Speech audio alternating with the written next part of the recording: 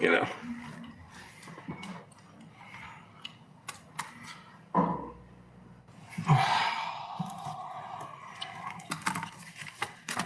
Legislature doesn't have to do that.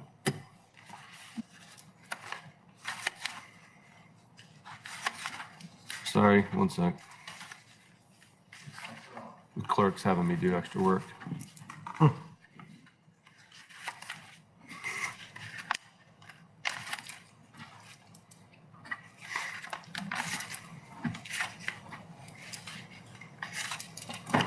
We're almost there. For the people. We got it.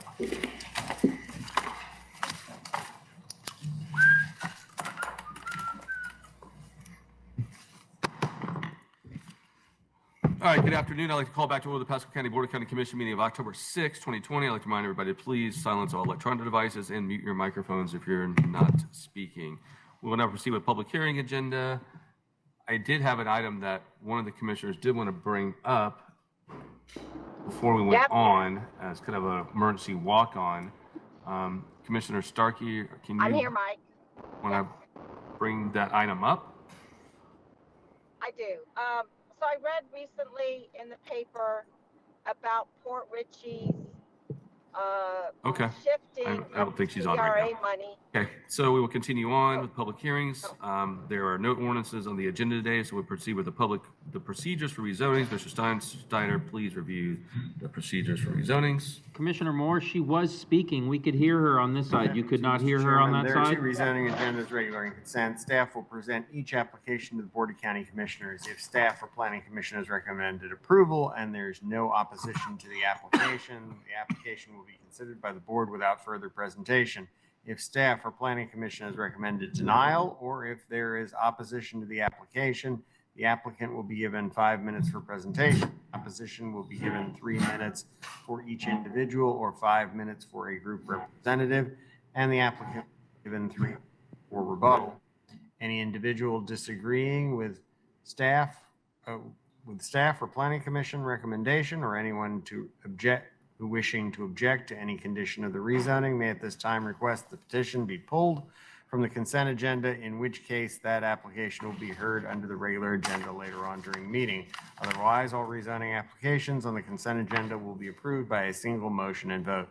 If you wish to speak to any petition, please give your name and address and whether or not you've been sworn for the record. These are quasi-judicial public hearings. The law in Florida is that mere public support or opposition of an application is insufficient for this board to take action.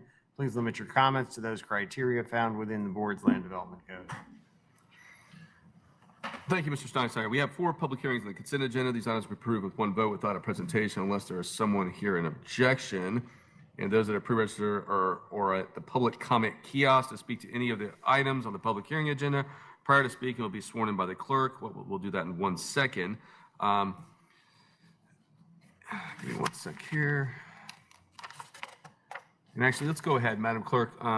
Let's go ahead and swear anybody in that plans on speaking to the board today. Yes, and Mr. Chairman, I just want to let you know that Catherine Starkey has connected. Okay. That is correct. Mr. Starkey, are you online? Looks like we're having problems here. Okay, that's okay. Go ahead and move on. No, I am here. Okay. Okay, we're gonna have to come back to that other item then. Here. All right. Go ahead. Okay. Please just hit mute. Commissioner, hit mute, please. We can't hear you. I'll be there in 2 minutes. Okay. Okay. So if you're here to speak on the items for public hearing, please raise your right hand. Do you swear or affirm the testimony you're about to give is the truth, so help you God?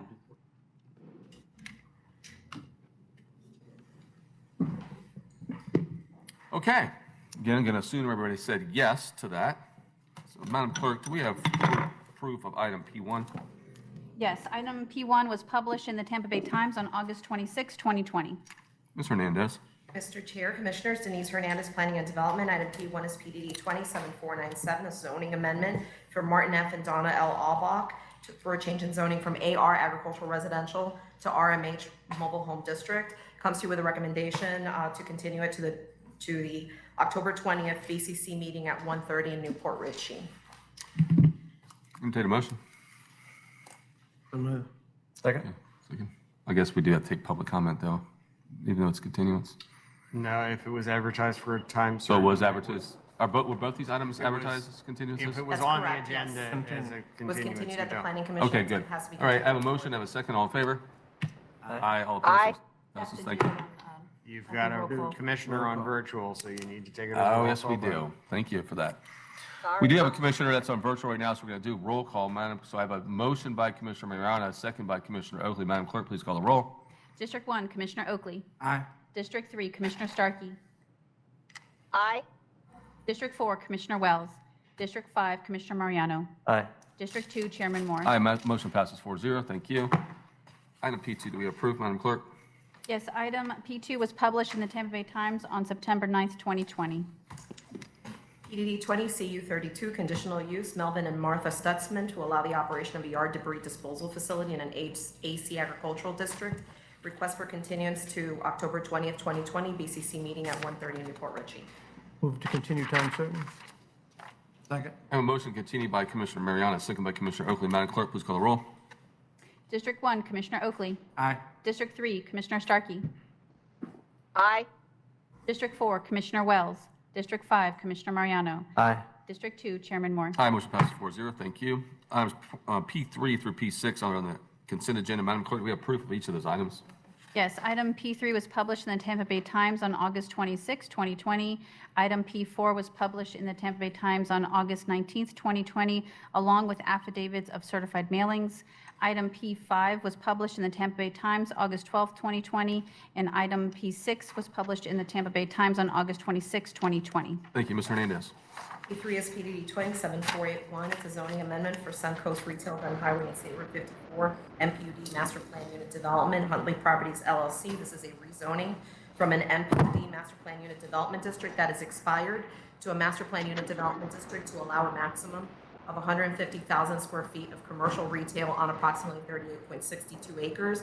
Comes to you with a recommendation of approval with conditions as included in your agenda packet from both the Planning and Development Department and the Planning Commission. Anybody that signed up a WebEx at the kiosk or any emails of objection to this item? Commissioner Moore, can you hear me? Yes, ma'am. Chairman Moore? Yes, I did he want can to hear you. make a comment on this. I did want to make a comment on this. This is the flea market on the corner of Gunn and 54. And, well, I understand this is maybe where the market is. I just want to say, I've talked to a number of people, and what they're proposing are a couple of fast food restaurants and a mini storage. And I had met with staff a year ago to talk about putting light industrial over this whole area Hold this so down. that we could get, really good jobs in there. And I'm just disappointed that we haven't been able to move forward with that. And what we're getting are really, fast food jobs and no jobs from a mini storage. So I really want staff to work on that industrial overlay for the Gun Highway, Odessa area and do a better job of getting jobs into the county. That's all. Okay, so you did not want this item pulled for further discussion? You want to leave on consent? If I may, though, this is not the flea market parcel. This is actually on the southeast corner of the intersection of Gunn and 54. It's not the flea market parcel. The flea market is in the southwest corner. We have not yet. Okay, We have good. had conversations with people from that area, but we have not yet received any applications for that parcel. Okay, I'm sorry, that was my mistake. Just leave it No, on it's- consent. Okay, so let me go ahead back to the clerk real quick again. Madam Clerk, do we have anybody sign up via WebEx? Do we have anybody at the kiosk or any emails in objection to this item? So no one is signed up via WebEx. No one submitted emails for item P2. Thank you, ma'am. Leave on consent. And I believe no one is at the kiosk either. There is nobody at the kiosk. Thank you, Tracy. P4. PDD 20 CU 36 for land excavation operating permit and conditional use for Cypress Preserve 841 LLC. It's for an operating permit and conditional use permit for land excavation in a master plan unit development district. Comes to you with a recommendation of approval with conditions as included in your agenda packet from both the Planning and Development Department and the Planning Commission. Anybody at the kiosk on WebEx or any emails and objections to this item? So first, I'd like to correct my last statement. I said P2, I meant item P3, for no one was WebEx or via email. And the same is true for item P4. There's no one signed up for WebEx or emails submitted for P4. Nobody at the kiosk? There is nobody at the kiosk. Okay, thank you. Leave on consent, P5. P5 is PW 210001, Abbey Drive paving assessment number 3414, in the amount of $110,311. And the recommendation is for you to approve. Thank you. Anybody on WebEx, any emails, or is there anybody at the kiosk in objection to this item? No one on WebEx, no emails submitted for P5. And there is nobody at the kiosk. Great. Leave on consent, P6. PW 210002, Julia Lane paving assessment number 3399, in the amount of $81,039. The recommendation is approval.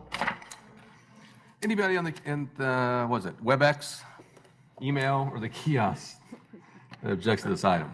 No one in WebEx or emails submitted. Kiosk? There is nobody at the kiosk. Excellent. Thank you. We'll leave on consent. I'll entertain a motion. Move for the consent agenda. Second. A motion by Commissioner Mariano, second by Commissioner Oakley. Madam Clerk, please call the roll. District 1, Commissioner Oakley. Aye. District 3, Commissioner Starkey. District 3, Commissioner Starkey. Look for me to go on. Keep going. District 4, Commissioner Wells. District 5, Commissioner Mariano. Aye. District 2, Chairman Moore. Aye, motion passes 3-0. Thank you. Thank you. Then we'll proceed with the remainder of the regular public hearing items. Each item will be presented by staff and the applicant, and then I will call for public comment by the subject. P7, large-scale comprehensive plan amendment, CPAL 2006, I-75 plan, providing for large-scale comprehensive amendment to the future land use maps, maps 215, sheet 7, change from EC Employment Center and AG Agriculture to light and industrial light and commercial on approximately 90.9 acres, the real property located in the northeast corner of Blanton and 75 interchange extending northerly on I-75 to Hernando County line. Item P7 was published in the Tampa Bay Times on August 23rd, 2020. Erica Wayland, Planning and Development. Good afternoon. Oh, good afternoon. Item P7, PDD 200781, is the proposed large-scale comprehensive plan amendment in the name of CPAL 2006 I-75 Blanton. On September 3rd, the Planning Commission, acting as the local planning agency, unanimously recommended approval and found the comprehensive plan is consistent with the comprehensive plan. The proposal is to amend the future land use map 2-15 sheet 7 from East Employment Center and AG Agricultural to I Industrial Light and COM Commercial. The subject property is located on the northeast corner I-75 interchange, extending northerly along I-75 to the Hernando County line. The approximate acreage is 90.09 acres. Next slide. So do me a favor, we have somebody, I don't know who's online right now, which is fine. If we can mute them possibly. We're getting feedback. And then we'll call and you can unmute them. Sorry, go ahead, please. The proposed large-scale comprehensive plan amendment is consistent with the following policies: Policy Flu 1.47, limits on industrial uses adjacent to residential areas, and Policy Flu 8.1.5, the North Market area. The proposed comprehensive plan amendment will go to industrial light, which will get rid of the noxious uses that would usually be allowed in the IH industrial future land use, because the subject property does hug along a residential area, but it's an ag area.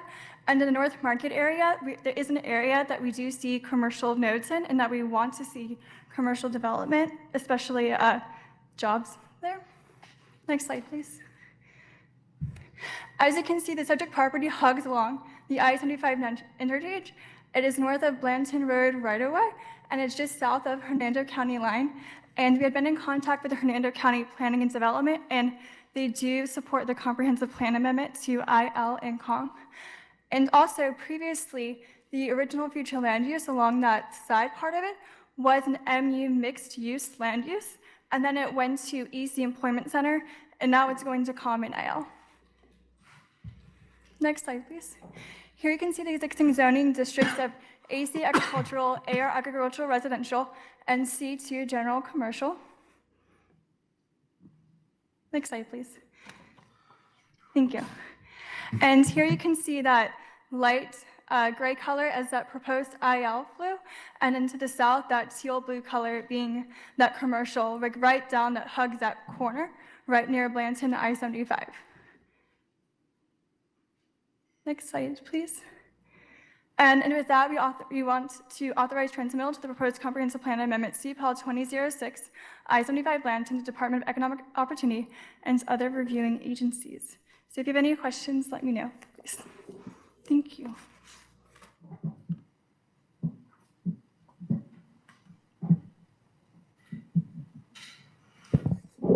Okay, any questions for staff before we go to the applicant?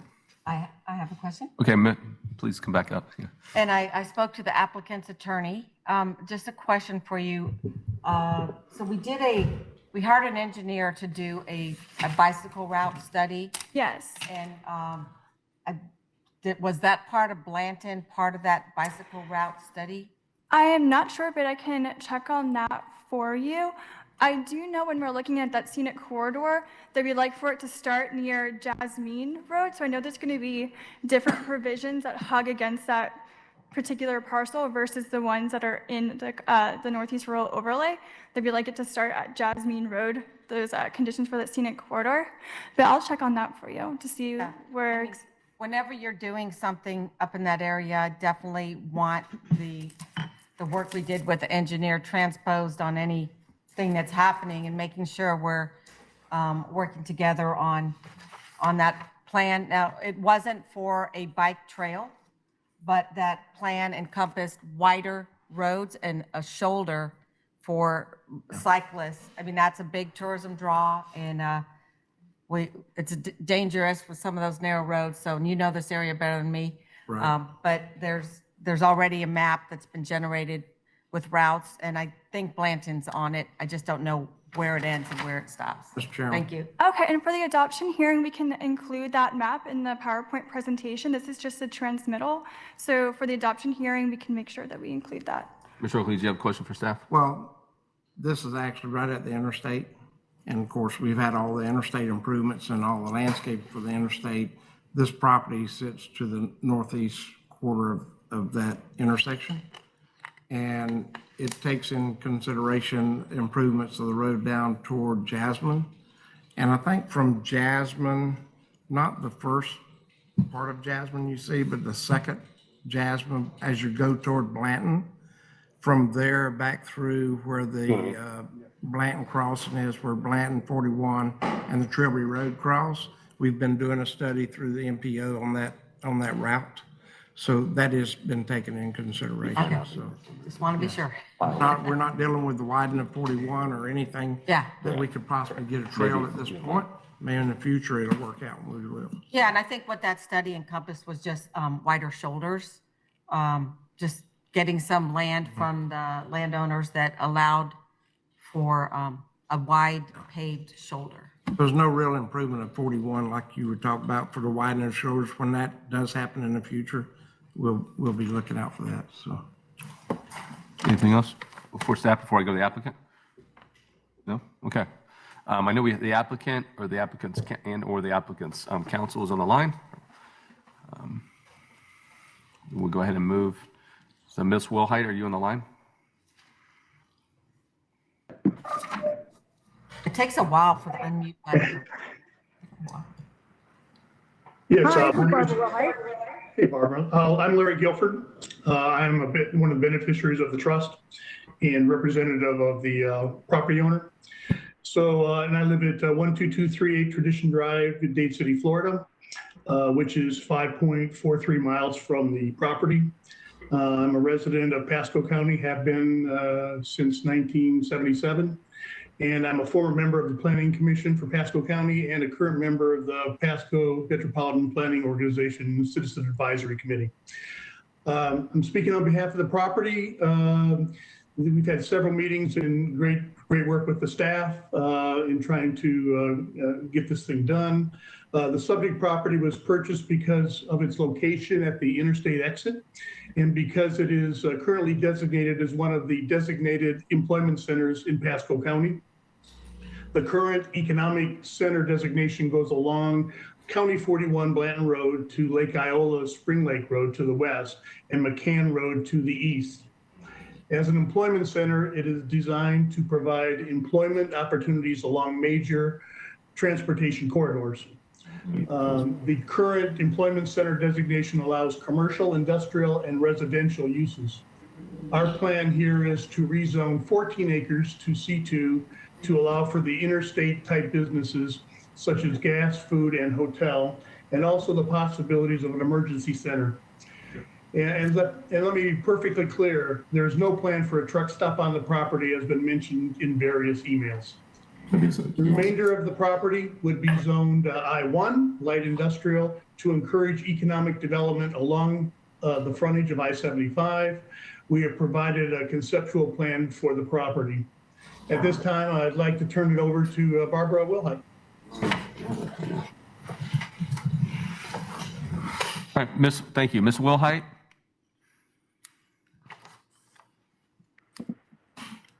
Hi, this is Barbara Wilhite, 6327 Grand Boulevard, Newport Richey, Florida, 34652, and I have been sworn. Commissioner Starkey, my research shows when I was submitting the comprehensive plan amendment that the closest future regional trail is to the east at Blanton Road and Trilby Road, which is consistent with what Commissioner Oakley was saying. So we'll certainly make sure that with staff, we bring back the map at the adoption hearing so you can see exactly where the trails are in this area, future trails. I wanted to just add a little bit regarding the property. In 2006, the county put the land use designation of EC on the property as part of an extensive update to the comp plan that included the Citizens Advisory Committee and the Northeast Pasco Rural Group. The EC land designation allows commercial, light industrial, and certain heavy industrial uses at a maximum FAR of 3.0, which is 300%. It allows apartments and townhomes at a maximum density of 32 units per acre. It requires at least 7.6 acres of the property to be apartments or townhomes, and allows a maximum of 38 acres to be apartments and townhomes and 480 apartments. This amendment and the deed restrictions that will go along with the rezoning of the property removes the requirement for multifamily and prohibits residential use. This residential use is not appropriate adjacent to the interstate and is not the best use of the limited I-75 frontage that remains undeveloped.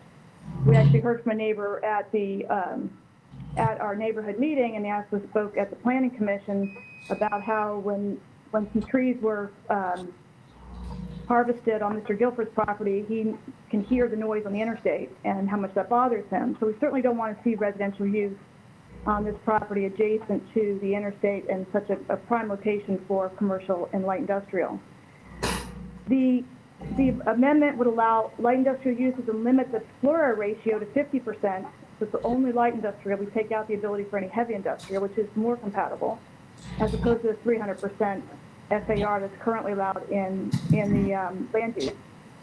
Sets a specific area where commercial uses are allowed, limits the maximum coverage to 50% as opposed to 300%. We're prohibiting a truck stop as indicated by my client, Mr. Guilford. We clean up the split land use designation on the property. We provide for light industrial uses along the property frontage, which is more appropriate.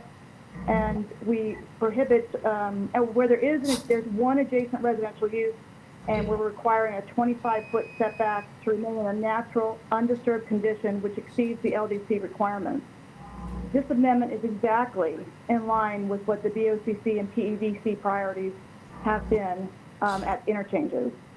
So with that, we'll go ahead and see what public comment there might be. Mike Razor is on my team and able to talk about any transportation issues, but we would like to go and see if there's any public comment, and then we can respond. Thank you, Ms. Wilhite. So any questions from Ms. Wilhite before I go to public comment? Commissioner Mariano has a question. I'll just make a couple of comments. When we adopted our comprehensive plan many years ago, we looked at this as one of the priorities as far as having economic development centers. The northern part of the county, we're trying to look at all of the top half mile all the way across. So putting it up there was on purpose. We knew it was a trickier intersection than some, but we thought there may be some value. And seeing that they're taking the calm down below And along that whole corridor, kind of like the overpass business park right along I-75, it could provide a really good site for a industrial complex to come in. So knowing that it's not going to be a truck stop, which was a lot of the feedback I got from citizens calling in, I think staff's done a pretty good job with the project. Thank you. Any other questions for staff before I go to public comment? Commissioner Starkey? I did have a question. I think I heard Barbara say they're excluding heavy industrial, and, no? Okay, I was wondering why we would do that. Hi, Barbara? No, the amendment's to light industrial, so it'll be light industrial uses. That's consistent with what the PEDC wants to see with the property. But you said no heavy industrial, which, I mean, I'm okay with Correct. heavy industrial there. Why would we Okay. not want heavy industrial? Well, the Commissioner, land use designation is comp plan light amendment, no, industrial they can't have heavy industrial. next to the residential. There is a comp plan policy that wouldn't allow the heavy industrial next to the residential. Okay. Are we satisfied for now? I go to public comment? Well, yeah. Yeah, you can't do it through the amendment. Okay, Madam Clerk, we do have some people signed up. First, I will ask, do we have any emails that need to be read into the record? No emails to be read in the record. One was for file and receipt. Okay. Do we have anybody on WebEx at this time? So my understanding, no one's logged in via WebEx, but they might be at the kiosk. Okay, so nobody's logged into WebEx, and we do have people at the kiosk from my understanding. So the first person at the kiosk, if we could put them on, name and address for the record, and if you've been sworn. My name is Edward Dukowitz. I live at 32710 Blueberry Hill Way, Dade City, Florida 33523. I am the property owner adjacent to the property's backside or the north end toward the Hernando County line. My wife is here to speak also. I'd asked initially for additional time, but we would ask that we condense both our times to one so that I have 6 minutes to discuss this issue. Have you been sworn, sir? Yes, sir. Thank you so much. Please begin. Okay. The county presenter cited this FLU 1.47, which really has to do with existing commercial use and changing that use, and not with rezoning or replanting to the CP. She also cited the FLU 8.1.5, which has to do with the North Market. Now, there's a policy in the North Market procedure which says that the FLU 8.1.5 is intended to, quote, preserve rural lifestyle. What you're doing here, while preserving rural lifestyle, you're injecting light industrial and commercial into a rural area. 6.04, the overlay, says the intent and purpose of the is to implement goal FLU2 and FLU2, which is to protect Northeast Pasco existing rural and agricultural character. Regardless of what the arguments are for industrial, heavy industrial, light industrial, it's industrial, it's not rural. The two pertinent FLUs is 2.1, which says that the rural lifestyle remains available for future residents. A commercial zone will not do that. FLU 2.1.1 says the land intensities and characters should be consistent with the rural character of the area. Then it goes on, if you stay with the FLUs. 1.6.2 says the comprehensive plan can only be amended if property is at an intersection of two roads, which it is. But it says it cannot set the precedent for further strict development. What they're asking you to do is forbidden by your own policy, Rule 0.6.2, regardless of their arguments of how good it's going to be. It's the Mercado case, which dealt with comprehensive land amendments, says the comprehensive land use plan legislatively sets a zoning norm for each zone. Zoning changes should only be made when the existing zoning is inconsistent with the plan, which it is not. Otherwise, the plan should be legislatively amended to the area of the entire zone, whereas the use is permitted within the entire zone. Mercado says, if you change this zoning, you must change it for the entire rural agricultural area. We should all be zoned commercial, light industrial. That's what the Florida case law says. Florida the FLU 1.62C says Pasco County shall not designate additional strip commercial development through comprehensive plan amendment, except infill between two. It says thou shalt not, in which is not what they're asking you to do. As far as FLU 2.3, which was my exhibit to in a paper which I submitted, which I hope you read, but you probably haven't. It shows rural area 1, which extends closest to the northeast. And this represents, quote, the final form of development. There's nothing in there that says, we're going to, by the way, change the final form to be commercial and light industrial. These areas shall not be treated as areas in transition, shall not be treated as areas in transition that have potential for urbanization. Now, your own website says the AGR MPUP is zoned, which is zoned for 1 acre AC1 or AC 10 acre lots, should not be changed unless the property is demonstrated to be, and it lists 6 things, none of which is alleged, none of which is proven. There are also public policy considerations. We've heard about the expected traffic changes. There are other factors that come into play that the requested changes be made. Will allow truck stops, even though they said they're not going to happen, they'll happen next door. And other use to act as magnets for criminal activity, drug use, burglary, robbery, and prostitution. Presently, there is no criminal activity problem in that section. If you put the strip mall in there, you sure as hell will have some. Secondly, fire prevention. There is no access to water there for the trucks. If there's a fire in an 80-acre industrial complex, which will house all kinds of chemicals and flammable materials, you have no way to fight that fire. You're just going to have to let it burn out. And my house is right next to the area that's going to burn out. Right now, if you reclassify this, you're defeating the entire purpose of the employment center, which is to put high-paying jobs in the proximity of living quarters. What you're going to do is put low-paying jobs with nothing else around. You're putting the camel's nose under the tent. And under Mercado, if you allow this, you're allowing the property next door, which I believe is owned by the same person, to be rezoned commercial. And then the parcel after that, the parcel after that. You might as well get it all over with and zone the whole thing commercial lighting. Okay. Thank you, sir. You said your wife had something she wanted to go over? I commented for both of us, sir. I have a couple. Pardon me?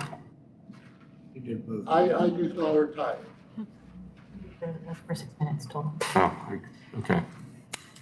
Okay, thank you, sir. Do we have anybody else at the kiosk? There's nobody else for this item at the kiosk. Okay. So we have nobody at WebEx, we have no other emails. I'm gonna go back to the applicant for a rebuttal. Hi, yes, commissioners. I understand that Mr. Dukowitz is an attorney, but with all due respect, he has no expertise in land use.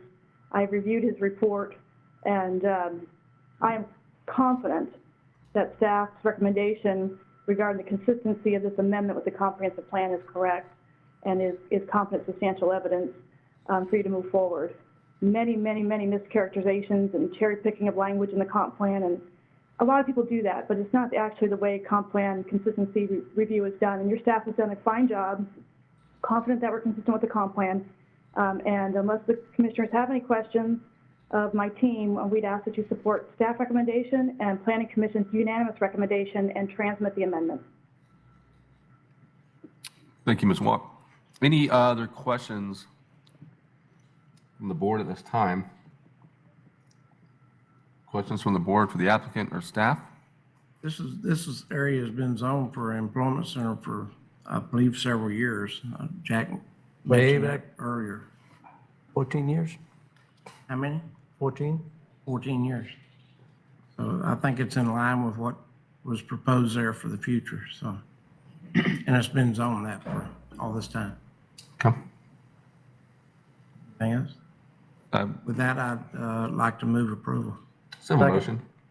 Is that a second? Second. Under discussion. Under discussion? I'm sure that we have buffering requirements from residential to any kind of commercial or industrial that will be respected here. Chairman, Mr. That's correct. Steinschneider. reminding the board, you're in a comprehensive plan amendment hearing today, so we're not talking about zoning. Okay. We're only talking, and the buffering requirements will come back when Ms. Wilhite puts forward a zoning application. Okay. So I have a motion and second. All in favor? Aye. Aye. All opposed, same sign. Motion passes. P8, zoning amendment. Truman D. and Margaret G. Campbell, Truman Campbell Revocable Trust, change the zoning from C2 General Commercial District, RH Mobile Home District, Central Pasco on the east side of US Highway 90, or 41, approximately 0.5 miles north of State Road 52, containing approximately 43.9 acres. Ms. Hernandez, this is yours. Thank you. Great. So if you would move on to the next slide, Commissioner went through that item. I'm sorry, Mr. Hernandez, can I get the publication Oh, on record? thank you so much. Thank you. Yes. Tampa Bay, PA was published in the Tampa Bay Times on September 23rd, 2020. Thank you. Thank you. This is PDD 27489. It's a request for a change in zoning from C2 General Commercial District to RMH. It's located in central Pasco County on the east side of 41, approximately half a mile north of State Road 52. Next slide, please. The subject site is undeveloped and contains approximately 43.9 acres. The surrounding area is characterized by residential development, entitled residential development, entitled commercial parcels, and agricultural pursuits. The Pilot Country Estates subdivision and the Pilot Country Airport is adjacent to the east. The owner's applicants propose to rezone the property in order to develop the site with single-family detached subdivision in conformance with RMH Mobile Home District standards for development. Next slide, please. The applicant has voluntarily agreed to record a deed restriction that provides the following. The nearest residential lot on the eastern boundary of the property shall be a minimum of 200 feet. The site is limited to 109 single-family detached site-built dwellings.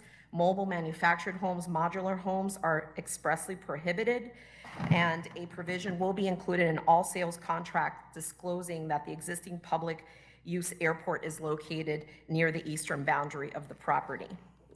Following slide. A noise exposure mapping report for the Pilot Country Airport was provided by the applicant, stating that the property is outside of the 65 decibel day-night average sound level. Noise exposure contour for the Pilot Country Airport. I believe the applicant may have Mr. Thompson on the line to discuss that item, and that's in your agenda attachment 4. They also have received an FAA, Federal Aviation Administration aeronautical study that determined that there's no hazard to air navigation. That's in your attachment 3. Next slide, please. The surrounding zonings are as follows. You've got R1MH to the north. You've got Talavera Master Plan Unit Development District adjacent to across the road US 41 to the northwest. Those are lots between 60-foot wide and 80-foot wide lots. You've got Enterprise Commerce Park, MPUD, which is approved for 30 industrial and commercial flex lots. It is an expired MPUD to the west across 41. You've got some churches, Achieve of Pasco, which is a special needs program. To the south, across from State Road 52, you've got Connerton Village 5, which has approvals for 35-foot wide lots, 50-foot wide lots, and 18-foot wide townhome lots for both their neighborhood 6 and their neighborhood 5, which is adjacent across the street to the just a few thousand feet from the actual property, but it's on the south side of 52. And if I can point there, pointer doesn't work. The MPUD that's on the south portion of that property is the Connerton Village 5. Additionally, you have to the southeast of the intersection of 41 and 52, you've got 2 MPUDs. You've got Tibbet and Sand Ridge. Those are typically commercial and industrial MPUDs, but just south of that, you've got the Lester Dairy and FCI MPUDs, which are approved for 40 by 110-foot lots. If you go to the next slide, please. The future land use on the subject property is ROR, Retail Office Residential. Retail Office Residential contemplates commercial, residential, hotels, motels, comparable light manufacturing, processing, and assembly of goods, For the intensity in terms of density, in terms of residential, it would be 24 maximum units per developable acre. This project is about 3.9 or so units per acre. Following slide, please. That's just showing the access to the site off of US 41. Following slide, please. So this comes to you with a different split recommendation. So the Planning Commission recommended that the zoning amendment be denied. They found that the zoning amendment is not consistent with the land use pattern in the area. The Planning and Development Department recommends that the zoning amendment be adopted, so approved. If you have any questions, I am here to answer them. So before we move on to the applicant, do we have any questions for Ms. Hernandez? Seeing none, move to the applicant. Ms. Wilhite? You're on mute. We'll give you 1 second. Ms. Wilhite, hold on 1 second. I am off mute now. Can you hear me? We can now hear you, yes. This is Barbara Wilhite. Cindy Terrapini on our team is going to present for us. We also have some folks for rebuttals, depending on what the public comment is. But Cindy, if you'd like to move forward. Please, go ahead. Thank you so much. Thank you so much. Good afternoon, Chairman and Commission members. I'm Cindy Terrapini with Terrapini Planning Strategies, 128 East Tarpon Avenue, Tarpon Springs, Florida, and I have been sworn. I'm the authorized agent for the property owners, Truman and Margaret Campbell, who are Florida pioneer families in Pasco County. This rezoning application is a downzoning from C2 General Commercial to the RMH District to allow 109 single-family detached homes. Since residential use is not allowed in C2, the applicant has a rezoning application. The RMH District was chosen for this site based on our understanding from the County Commission that small sites with only one proposed land use don't really need to go through the detailed, time-consuming MPUD process. This site meets both of those criteria. It's only 44 acres, as your staff mentioned, and only 28 of those acres are upland and developable. The site is also proposing only one type of use, which is single-family detached homes. Recently complies with the comp plan and the land development code and is compatible with the surrounding area based on the following analysis that goes through this as well. The site does have water and sewer service available immediately adjacent in 41. The site will, the rezoning site with the homes will generate significantly less traffic than the development that could be done in the C2. In fact, the commercial use would generate 20 times more traffic than the residential use. State Road 52 is under construction to be expanded from a 2-lane to a 6-lane road from the Parkway east of 41. Also 41 is also under construction by DOT from Conner Boulevard North to State Road 52 to expand from a 2-lane to a 4-lane road. Both of these construction projects will improve the road and their intersection to level of service C. The completion of both roads will align with the time frame that the first few homes will be available for CO and purchase in the rezoning site. Although a concept plan is not required for this rezoning, we have prepared one to show you and demonstrate that it meets the county's development standards and the efforts we have gone through to ensure compatibility with our neighbor to the east, Pilot Country Estates. We could have the first slide, please.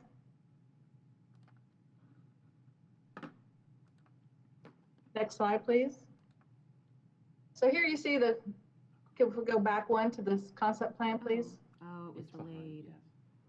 So you can see on the concept plan, north is to the right, 41 is at the top of the page. We have one entry into the project. The wetlands have already been approved by SwiftMud, and the exact wetland line is shown on this graphic, and it's shown in green. There is obviously a road system internally. We meet all the development standards by Pasco County, including wetland preservation, the neighborhood parks, and stormwater management. As you can also see at the bottom of this slide, there are only 4 homes adjacent to the site's eastern border. Pilot Country Estates Airport is not adjacent to the site. Only the 4 homes within the residential portion are adjacent to our property. The new stormwater pond is shown in blue, and it's in between the 2 wetlands. So along that eastern border between our property and the Pilot Country Estates homes, there will be a 20-foot wide natural buffer in which no construction will be allowed. This 20-foot wide natural buffer will be implemented and enforced through the deed restriction. Next slide, please. This photograph is of you standing on one of the Pilot Country Estates homes at about the middle of the rezoning site, looking towards the rezoning site And you can see the mature trees on both properties that will assist in providing that natural buffer. Compatibility in your code does not require that the uses be exactly the same. Compatibility is defined in your code as the following, and I quote, "Uses can coexist in relative proximity to each other in a stable fashion over time, such that no use is unduly negatively impacted." There's 3 tests of compatibility. 1, how similar or dissimilar are the uses? In this case, the uses are exactly the same, single-family detached residential homes. Secondly, what is the distance between those 2 uses? Again, in this situation, the minimum separation will be 200 feet between the 2 home developments. And third, any mitigating factors. And again, here we have a 200-foot wide natural buffer composed of mature trees, landscaping, wetlands, and a stormwater pond that will not allow any development between these 2 uses. Therefore, based on your definition of compatibility, compatibility with the rezoning site and the Pilot Country Estates project is assured. The next slide, please. The sole difference between the rezoning site and the residential use on Pilot Country Estates is lot size. We are proposing 40-foot lots that responds to the current homeowner's wishes for a well-built, quality, detached home with minimal yard maintenance. No one wants to do the landscaping anymore. 40-foot lots have been approved throughout the county, and specifically in the central market area in which this site is located, 10 projects have been approved for lots with 40 feet or less. And as I learned today from Ms. Hernandez, Connerton also has 40-foot lots. So there are 11 projects in the central market area with 40-foot lots. 7 of those, again, including Connerton, are on properties on US 41 south of the rezoning site. And since these 40-foot lots have been approved since 2003, it's not a new phenomenon, and they've been approved since for over 17 years. Next slide, please. To demonstrate the quality of the homes has absolutely nothing to do with the size of the lot, I'd like to show you the existing homes in Cypress Preserve, one of the developments that has been approved for 40-foot lots.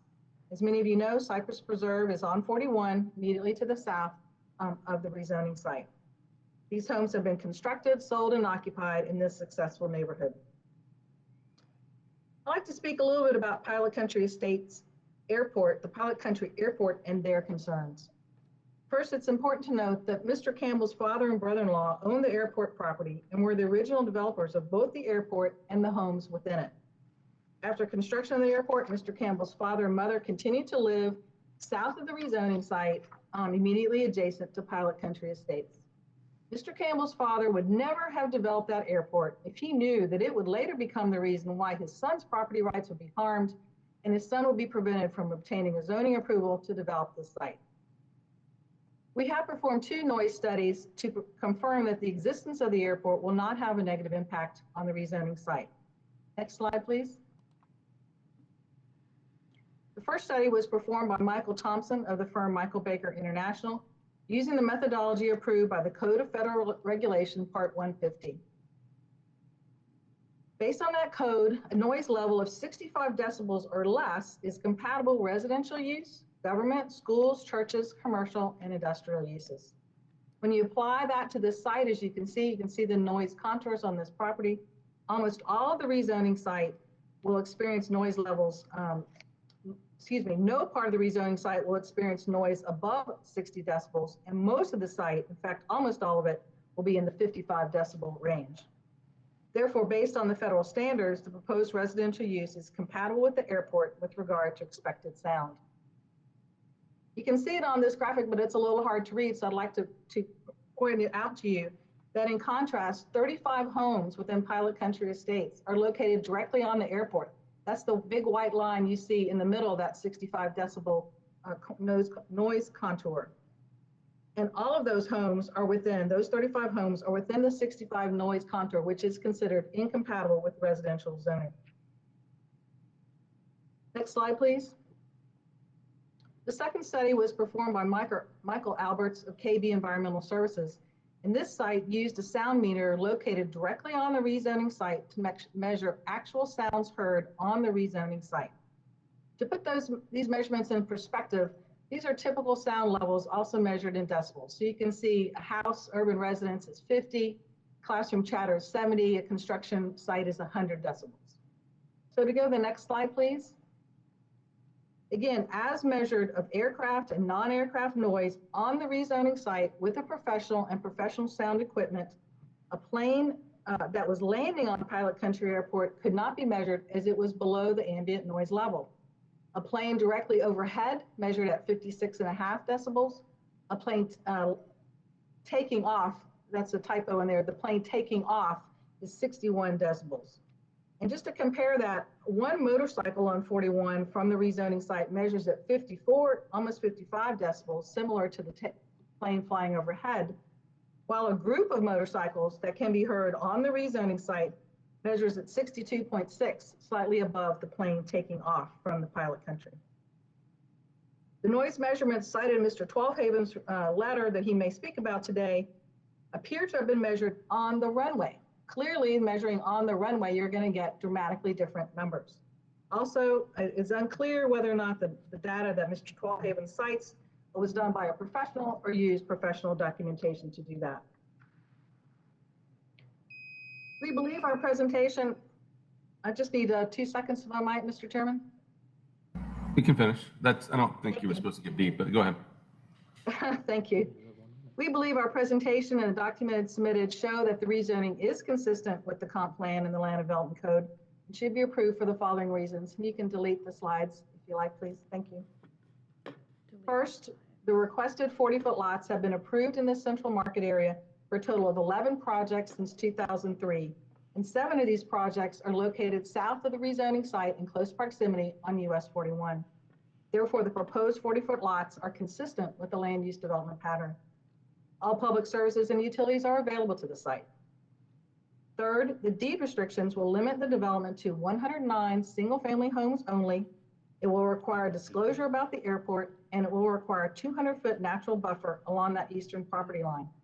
As many of you know, at any time a title search is done, whenever a property is sold, the deed restrictions will pick up and everyone will be aware of that. And finally, Pilot Country Estates wants you to place their interests above everybody else's.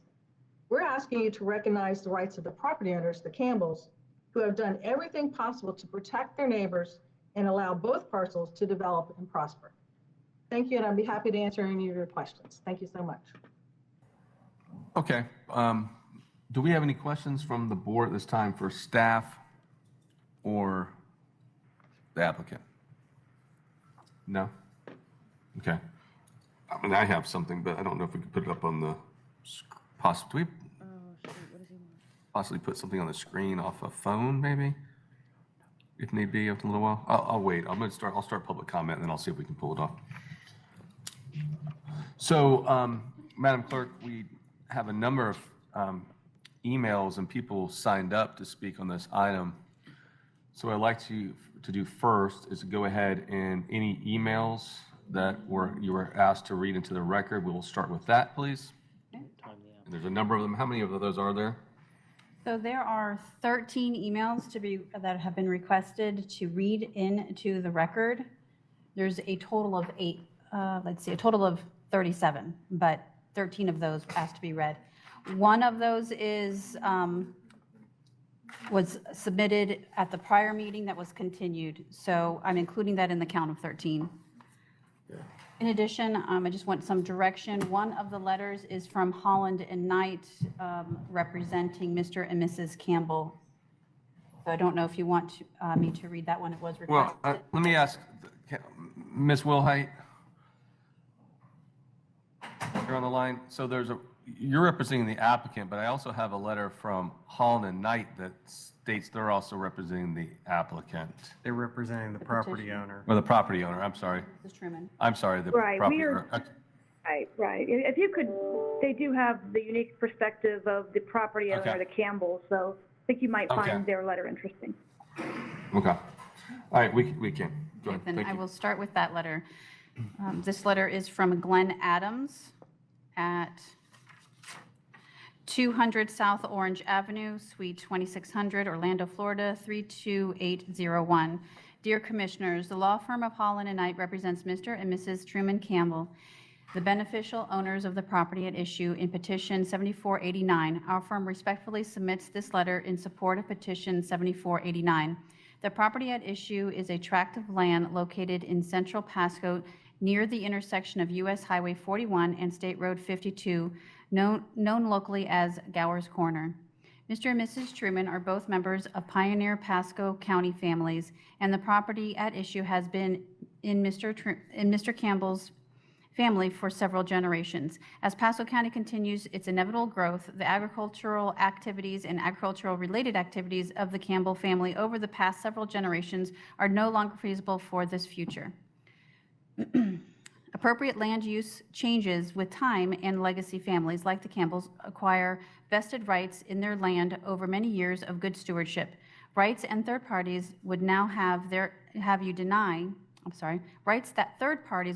you deny without legal merit to further their own interest. In particular, Pilot Country Airport XO5 LLC, referred to as Pilot Country, and Mr. Mark Twalfhoven, a principal of Pilot County, have expressed opposition to the zoning reclassification. Mr. Twalfhoven is a homeowner in Pilot Country's Estates subdivision, which is contiguous to both the Campbell's property and the airport owned by Pilot Country. Pilot Country Estates is a fly-in community with numerous existing homes and vacant parcels, which are much closer to the Pilot Country Airport runway and flight path than the Campbell property. Based on a review of Pasco County public records, in addition to the airport-related parcels owned by Pilot County, Mr. Twalfhoven individually owns 2 homes and several vacant residential parcels within Pilot Country Estate and a nearby home outside of Pilot Country Estates. Mr. Twalfhoven has expressed through his counsel that he wishes to protect his investment in Pilot Country and Pilot Country Estates, and has raised several objections without legal justification. These objections are a smokescreen. Mr. Twalfhoven would ask the commission to limit or deny the Campbells the right of residential use through, even though Mr. Twalfhoven's similarly situated Pilot Country Estates lots are allowed residential use.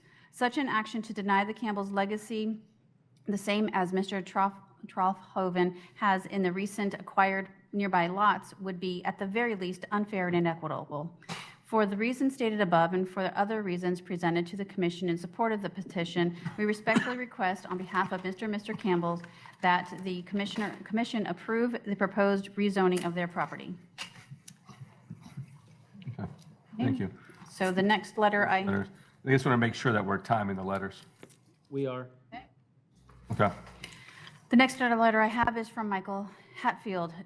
He lives at 12140 Pilot Country Drive, Pilot Country Airport, Spring Hill, Florida 34610. Dear Commissioners, I have owned property at Pilot Country for over 27 years and utilized airport services primarily for commerce. The aircraft landing pattern for runway 36 is designated by the FFA, will require aircraft, some with high horsepower, multi-engine and heavy gross weight, to fly directly above the proposed residential high-density mobile park. The aircraft will be at a relatively low altitude with noticeable engine noise and visual intrusion. The mobile home residential project does not belong next to Pilot Country Airport and beneath air traffic pattern, the tragedy of an accident notwithstanding. I request this objection to be read to commissioners and filed at the meeting of September 8th, 2020 at 1:30. Yours truly, Michael Hatfield. The next letter I have is from Doreen Alvarez. Dear Pasco County Commissioners, my name is Doreen Alvarez. I live at 11581 Pilot Country Drive, Spring Hill, Florida 34610. I have never written a letter to county commissioners before, and frankly, it is somewhat difficult. The purpose of this letter is to express my opposition to the proposed rezoning of the above property. This is a very nice neighborhood, and I know every single owner because we have a common interest, aviation. Do you know all of your neighbors in your entire neighborhood? Yes. We love the wonderful noise aircraft makes. In fact, it is one of the reasons we live here. Flights go on day and night, and no one here has an issue with the noise.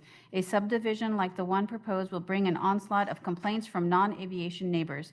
Even though the commissioners approved Talavera with the understanding of the neighborhood developer that Pilot Country existed and were supposed to inform every new homeowner of the fact that we were here first as an airport. Those neighbors complain about aircraft noise from time to time. What is going to happen when you build a subdivision even closer to Pilot Country than Talavera? We prefer to see the commercial zoning to remain. We know the noise will not be an issue. I would like to have this letter read into the minutes of the meeting. Please do not approve the rezoning. Thank you, Doreen Alvarez. Next letter.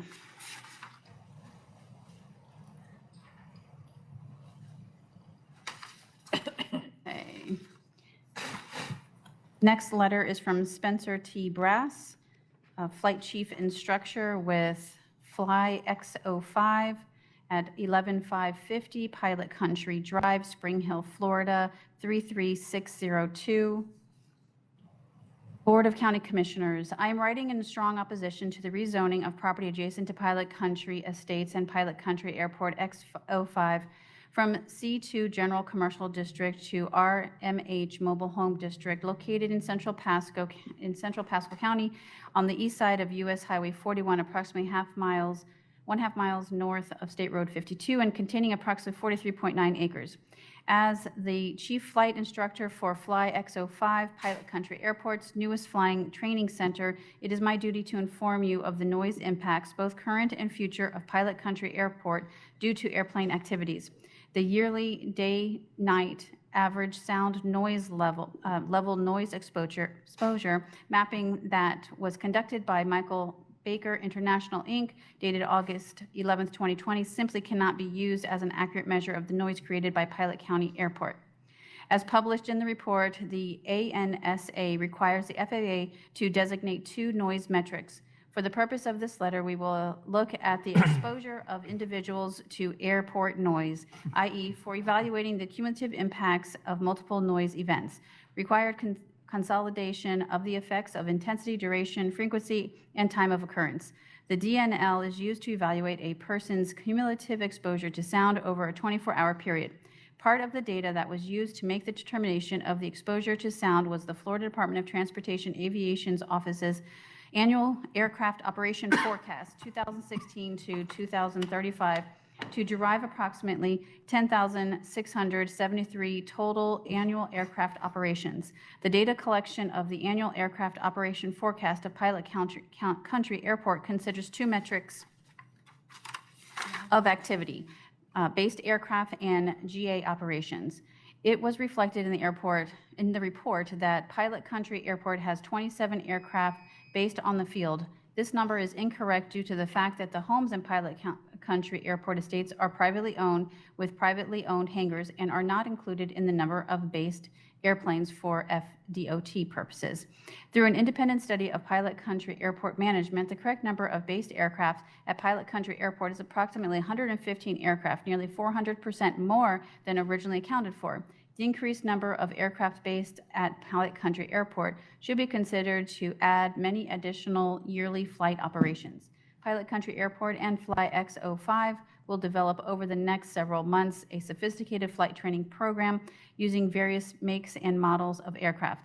This type of operation will increase the number of aircraft activities significantly. Accordingly, 14 CFR Section 150.21, which was used to guide the noise exposure mapping process, states that any substantial new... is that my time? I think that was it.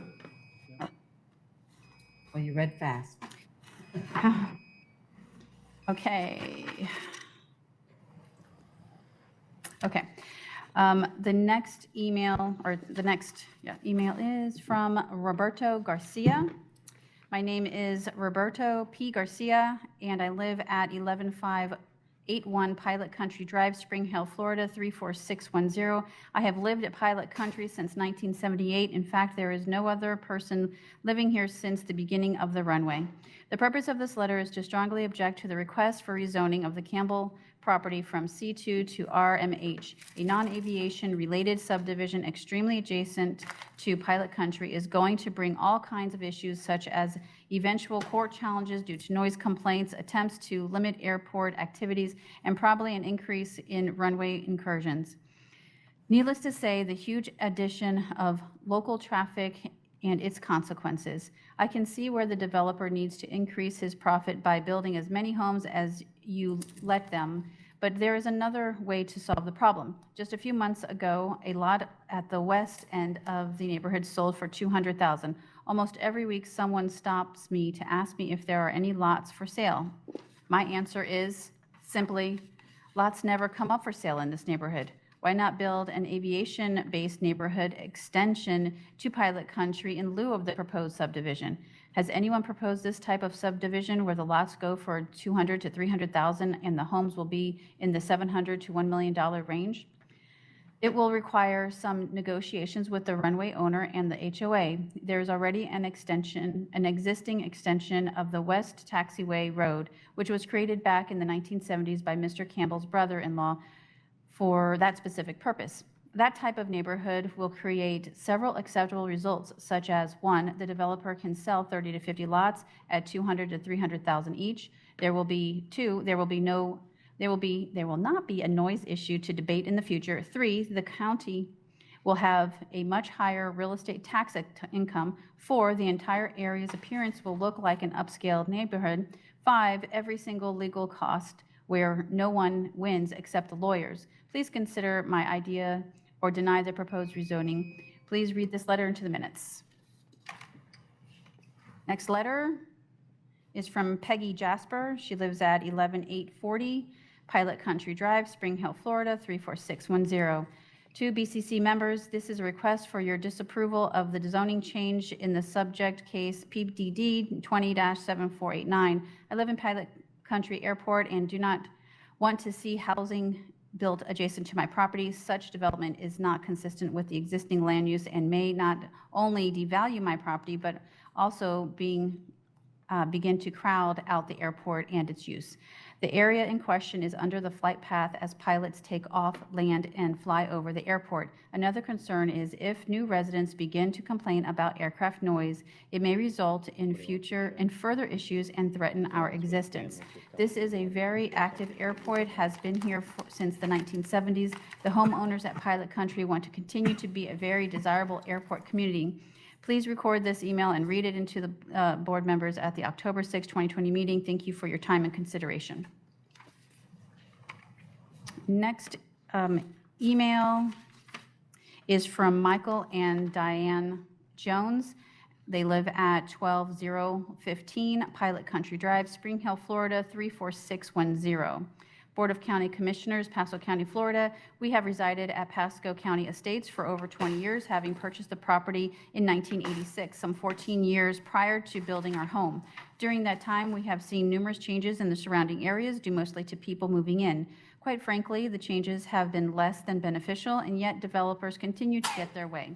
They finish a project, they leave the area residents to cope with the results including the following detriments, to mention a few. Destruction of wetlands, dried up wells due to overpumping of water, sinkholes again due to overpumping, loss of wildlife habitat, traffic stands still, backflow of stormwater due to rising property levels at development site. People moved to Pilot Country to get away from the high-density neighborhoods where they could maintain private aircraft without harassment, where they could enjoy observing wildlife, where the environment provided a modicum of serenity. No longer do we have deer and flocks of wild turkeys in our yards. No longer do we see herds of deer from the air. People move in and wildlife has no choice but to move out or die. In either case, they are gone forever, all for the sake of what is termed progress.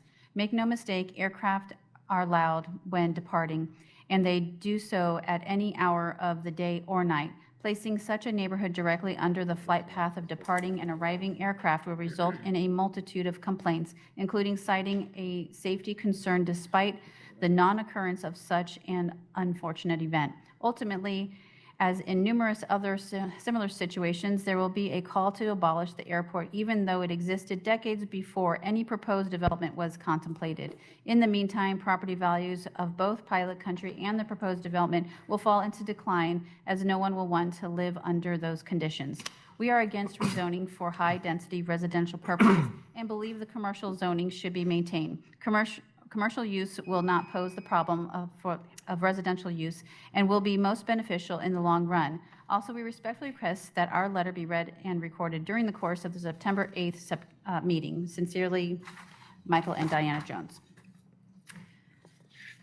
Okay, my next letter is from David G. Kubler. He resides at 11815 Pilot Country Drive, Spring Hill, Florida, 34610.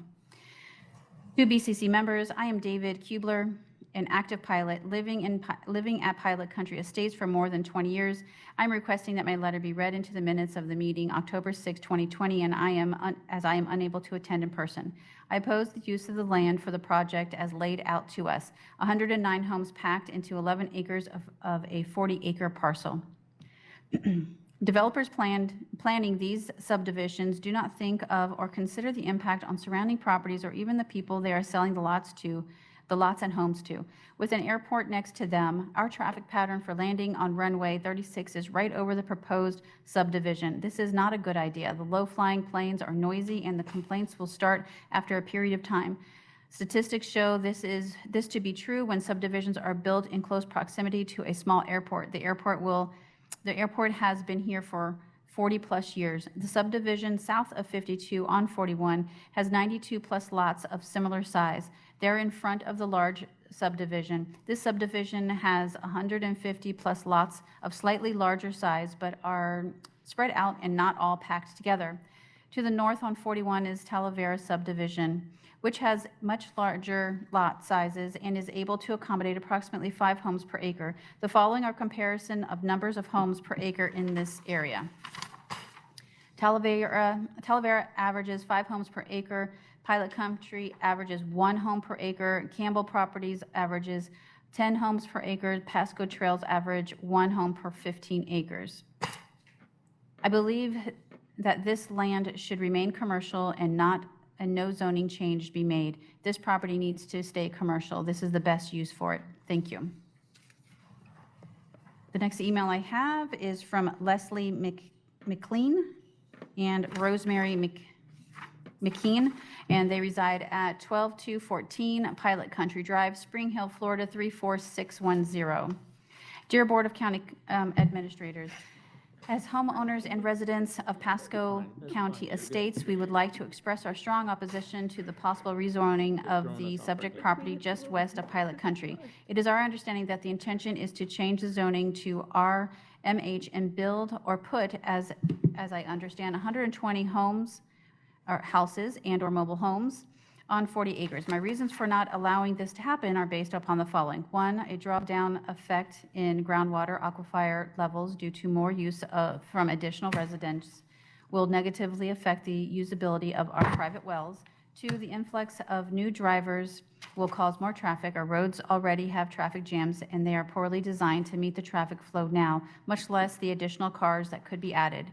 3, concern about complaints from new residents regarding our airplanes and the flight path that have been actively used for nearly 50 years since Pilot Country has been designated an airport. 4, property values in Pilot Country could be negatively affected by lower income homes on subject property.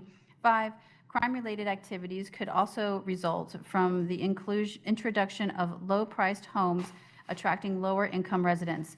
6, the buffer between Pilot Country and the proposed development is very minimal and provides little protective barrier to our neighboring homes. Thank you for allowing us the opportunity to voice our opinion. We request that the letter be read and recorded in the minutes of your meeting as strongly opposed to the rezoning of the proposed development. Next letter I have is from Ed and Pat Nunn. Dear, they live at 11610 Pilot Country Drive. Dear BCC members, we are writing to request your disapproval of the zoning change in subject case. We live in Pilot Country Airport and do not want to see housing built adjacent to our property. Such development is not consistent with the existing land use and may not only devalue our property, but also begin to crowd out the airport and its use. The area in question is under the flight path as pilots take off, land, and fly over the airport. And if new residents begin to complain about aircraft noise, it may result in further issues that threaten our existence. This active airport has been here since the 1970s or earlier and is a very desirable airport community. Please record this email and read it to the board members at the October 6, 2020 meeting. Thank you for your time and consideration. My next email is from Ryan Sampson, the owner of Old Florida Ranch LLC. I do not see an address.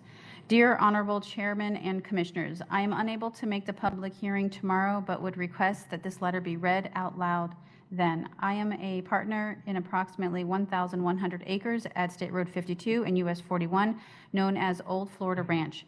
It is within a half-mile of the Campbell property that is being downsized with case number 7489. I want to let you know that we 100% support the rezoning application submitted by Truman and Margaret to rezone their property on US Highway 41 from the C2 Commercial Zoning District to the RMH Residential Mobile Home Zoning District. Residential is a much more appropriate use than commercial for this parcel. The less traffic on northern US 41, the better, and I believe residential will be quieter than the potential commercial. I appreciate you taking my thoughts into considerations. The next letter I have is from Jill A. Troughton. She lives at 12120 Pilot Country Drive, Spring Hill, Florida, 34610. Dear Board of County Administrators, I'm a resident of Pilot Country Airport, and the reason for my email is to express my disapproval of the possible rezoning of the subject property just west of Pilot Country. It is currently a commercially zoned property, and if the intention is to change the zoning to RMH and build or put, as I understand, 120 homes and or mobile homes on 40 acres. My reason for not allowing this to happen are based on the following. 1, a drawdown effect on groundwater aquifer levels due to more use from additional residents will negatively affect the usability of our private wells. 2, wildlife and protected species will be affected as they will be forced out of the natural habitat. 3, property values in Pilot Country will be negatively affected by lower income homes on subject property. 4, crime-related activities could also result from the introduction of lower-priced homes attracting lower-income residents. Security is a big concern of mine. 5, the buffer between Pilot Country and the proposed development is very minimal and provides little protective barrier to our neighboring homes. 6, concerned about complaints from the new residents regarding our airplane and the flight path that has been active for nearly 50 years since Pilot County has been designated an airport. 7, the influx of new drivers will cause more traffic. Our roads already have traffic jams, and they are poorly designed to meet the traffic flow now, much less the additional cars that could be added. Again, I am not in favor of the rezoning and proposed development. Please keep it a commercial zone. Thank you for allowing the opportunity to voice my opinion on the above subject matter, and please have my letter read and recorded in the minutes of your meeting. I believe this is the last letter. It is from Daryl Wallace and Carolyn Adams Wallace. They live at, okay, never mind. We live at 11709 Driver Lane in Pilot Country Estates, lots 40 and 41, and own lot 72. We are vehemently opposed to the proposed rezoning from commercial to high-density residential to the adjacent property. Several issues come to mind. First, this is an airport community. The said area is directly under the flight path of the landing aircraft. Planes will be flying over the property at low altitudes. This is a private public airport community. Please reference Florida Statute 333, airport zoning. The 120 proposed homes on 40 acres is incompatible with the 1 acre and 5 acre requirements in 2 of the closest established communities. In addition, the overly dense housing will have a negative impact on property values in Pilot Country as well as Pasco trails. Furthermore, the proposal is incompatible with Pasco County's Master Plan 2025 ROR. We respectfully request that this email be read and recorded in the record, and that's it. So thank you. And do we have anybody at the kiosk?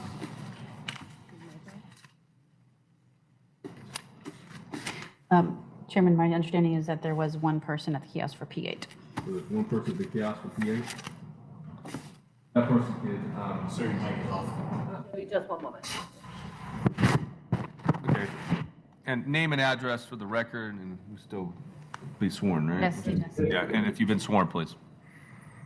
Good afternoon. My name is Jim McBride, 17430 Coonhide Road, Spring Hill, Florida, 34610. Commissioners, I'm here this afternoon, drove over here from Gowers Corners to present some. You've been sworn, sir? I'm sorry. Have you been sworn? Yes, I have been sworn. I'm sorry. That's okay. Thank you so much. Appreciate it. I want to speak in favor of the Campbell subdivision rezoning. That property's a beautiful property that's going to add a lot to the value of central Pasco County. More than that, I want to let you know that I've been here in the Gowers Corners area for an excess of 60 years. I've seen a lot of positive changes. I've seen some negative changes. But by the use of the county staff and your oversight, the 5 or 6 subdivisions that are along US 41, north and south of 52, are absolutely beautiful. The Campbell project will add to that amenity of the central Pasco County area. There's no question in my mind that central Pasco County is a blossom that's ready to be picked, and you all realize that with what's coming up with the Moffitt Cancer Center around the corner on 52, the property that the county owns at the jail and the utilities complex are all ripe for development and further use of the citizens of Pasco County. The development of the hospital will allow the need for a considerable amount of commercial, other properties, and residentials. The Campbell project is a beautiful addition that will be close to the hospital, close to the future judicial complex, and several other developments that I understand are in the mill for the central Pasco County area. We need more homes. We need to get people in Pasco County that'll live and work and spend their resources right here for development of the county tax rolls. The Campbell subdivision is a beautifully laid out. It's been approved by the staff as a good recommendation for commercial, for the reducing of commercial into residential. It's several hundred feet from any other residential area. It has a volume of wetlands and preserve and ample exit and entrance onto State Road 40, or correction, US 41, as does the other subdivisions that's been previously mentioned here. There's a lot of open space and recharge area there on the Campbell property. Pasco County, the center part of Pasco County, Commissioners, as you know, is an untouched blossom, and that's why I believe that you all bought that property years ago where the jail is. Commissioners, let me just say this. We lost you, sir. Okay. Oh. All right, sir, I'm sorry. They cut you off because of your 3 minutes. I apologize. So, yeah.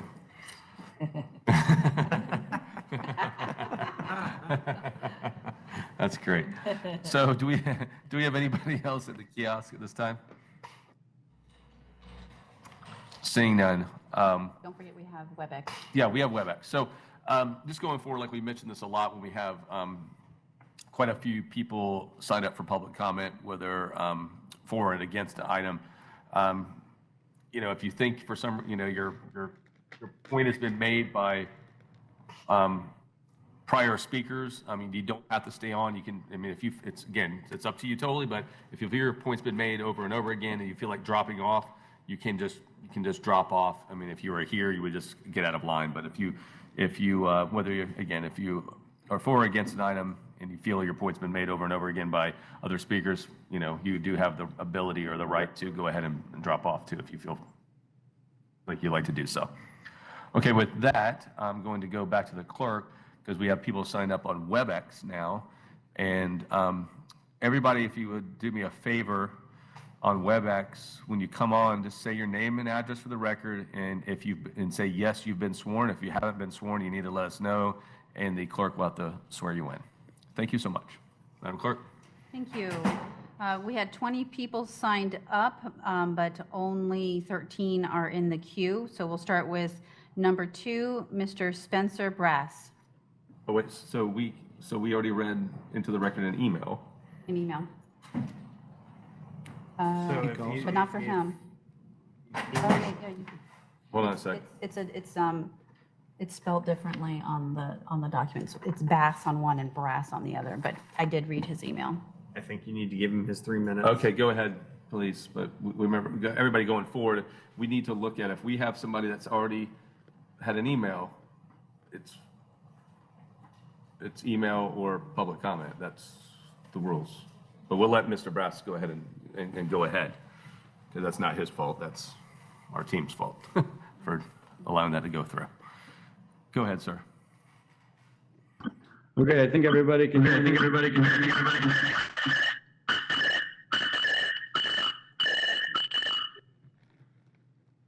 Sir, if you could start over again, you were breaking up a little bit on your phone.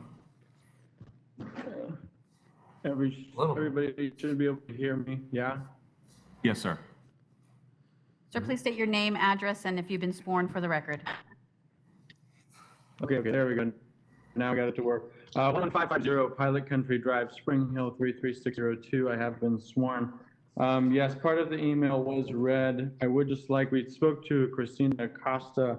There are 6 people here with us. We're going to be using the same video that was said to be allowed. So we have Mark Twelvehoven, Paul Prince, myself, Prayad Namgwan, Apple Sangsuk, and Robert Garcia all in the room. So there's 13 in the queue, but we are all here on the same chat.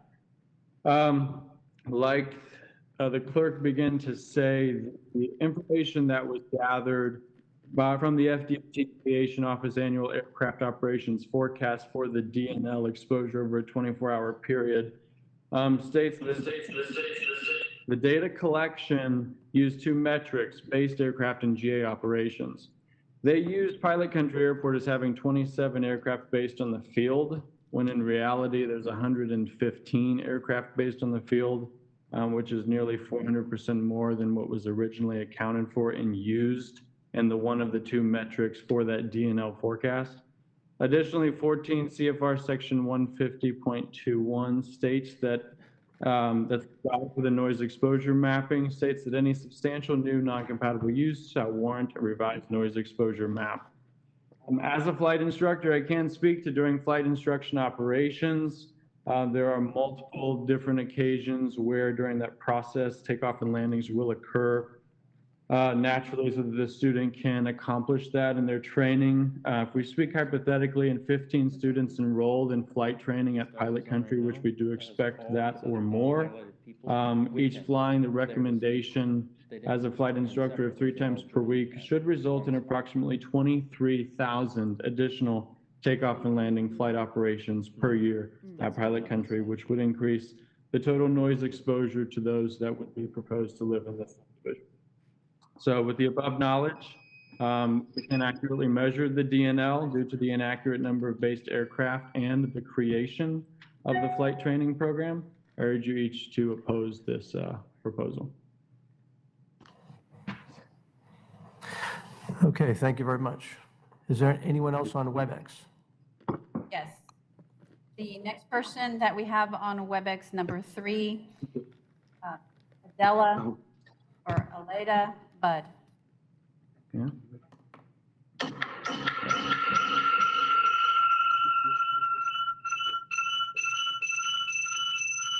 Can we mute that?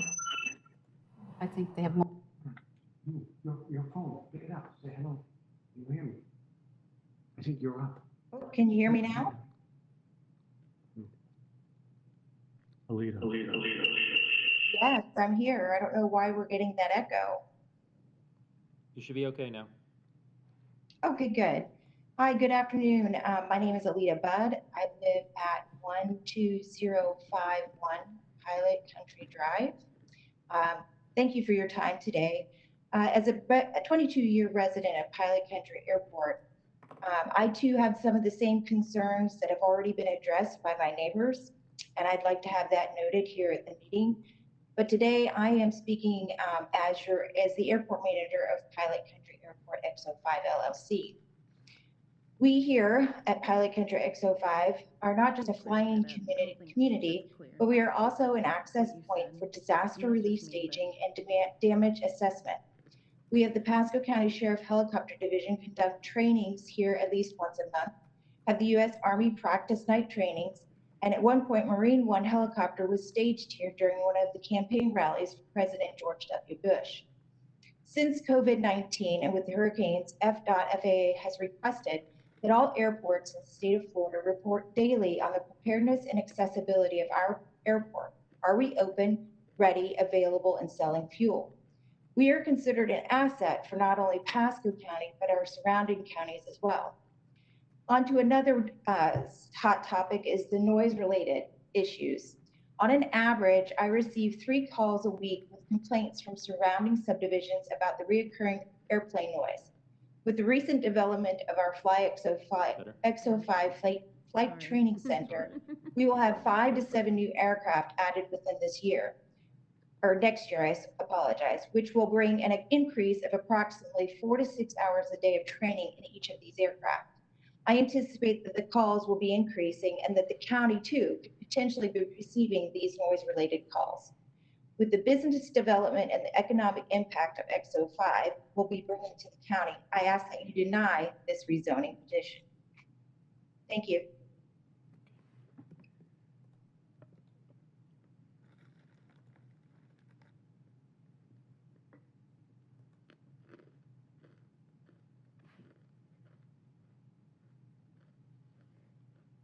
Dade City, if you're talking, you're on mute.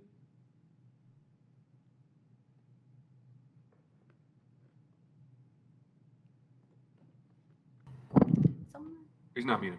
Okay, there you go, you're good. Okay. If Ms. Budd is available, can she please state whether or not she was sworn? Yes, I was. I apologize. Thank you. Next up, we have Mark Budd. Mr. Budd, if you could state your name and address for the record and whether you were sworn.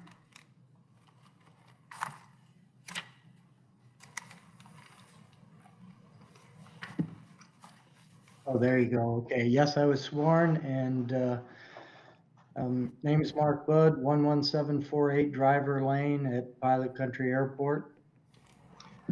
I'm a owner at Pilot Country Estates, obviously, and a commercial pilot.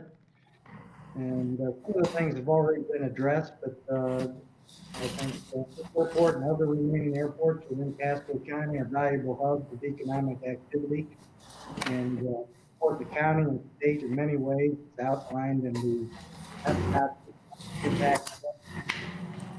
I believe the rezoning is, and the proposed development is an incompatible land use with respect to the other surrounding developments and normal airport operations. It would be detrimental to the airport and surrounding communities. And I would reiterate the densely packed dwellings are inconsistent with the surrounding developments.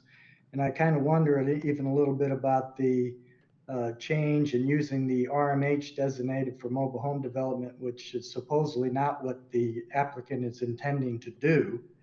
And why would they be staying at the RMH zoning when they're not going to do that anyway? So is there some other reason why they would do that sidesteps the normal zoning process and protections? That's just a rhetorical question. The proposed development is directly under the landing pattern, as already mentioned, and it's not consistent with FAA and FDOT guidelines concerning land use compatibility and planning. And also, it's been mentioned, the Florida Statute 333 and 02 and 33303, talking about the incompatibilities and the proper planning in the vicinity of the airport.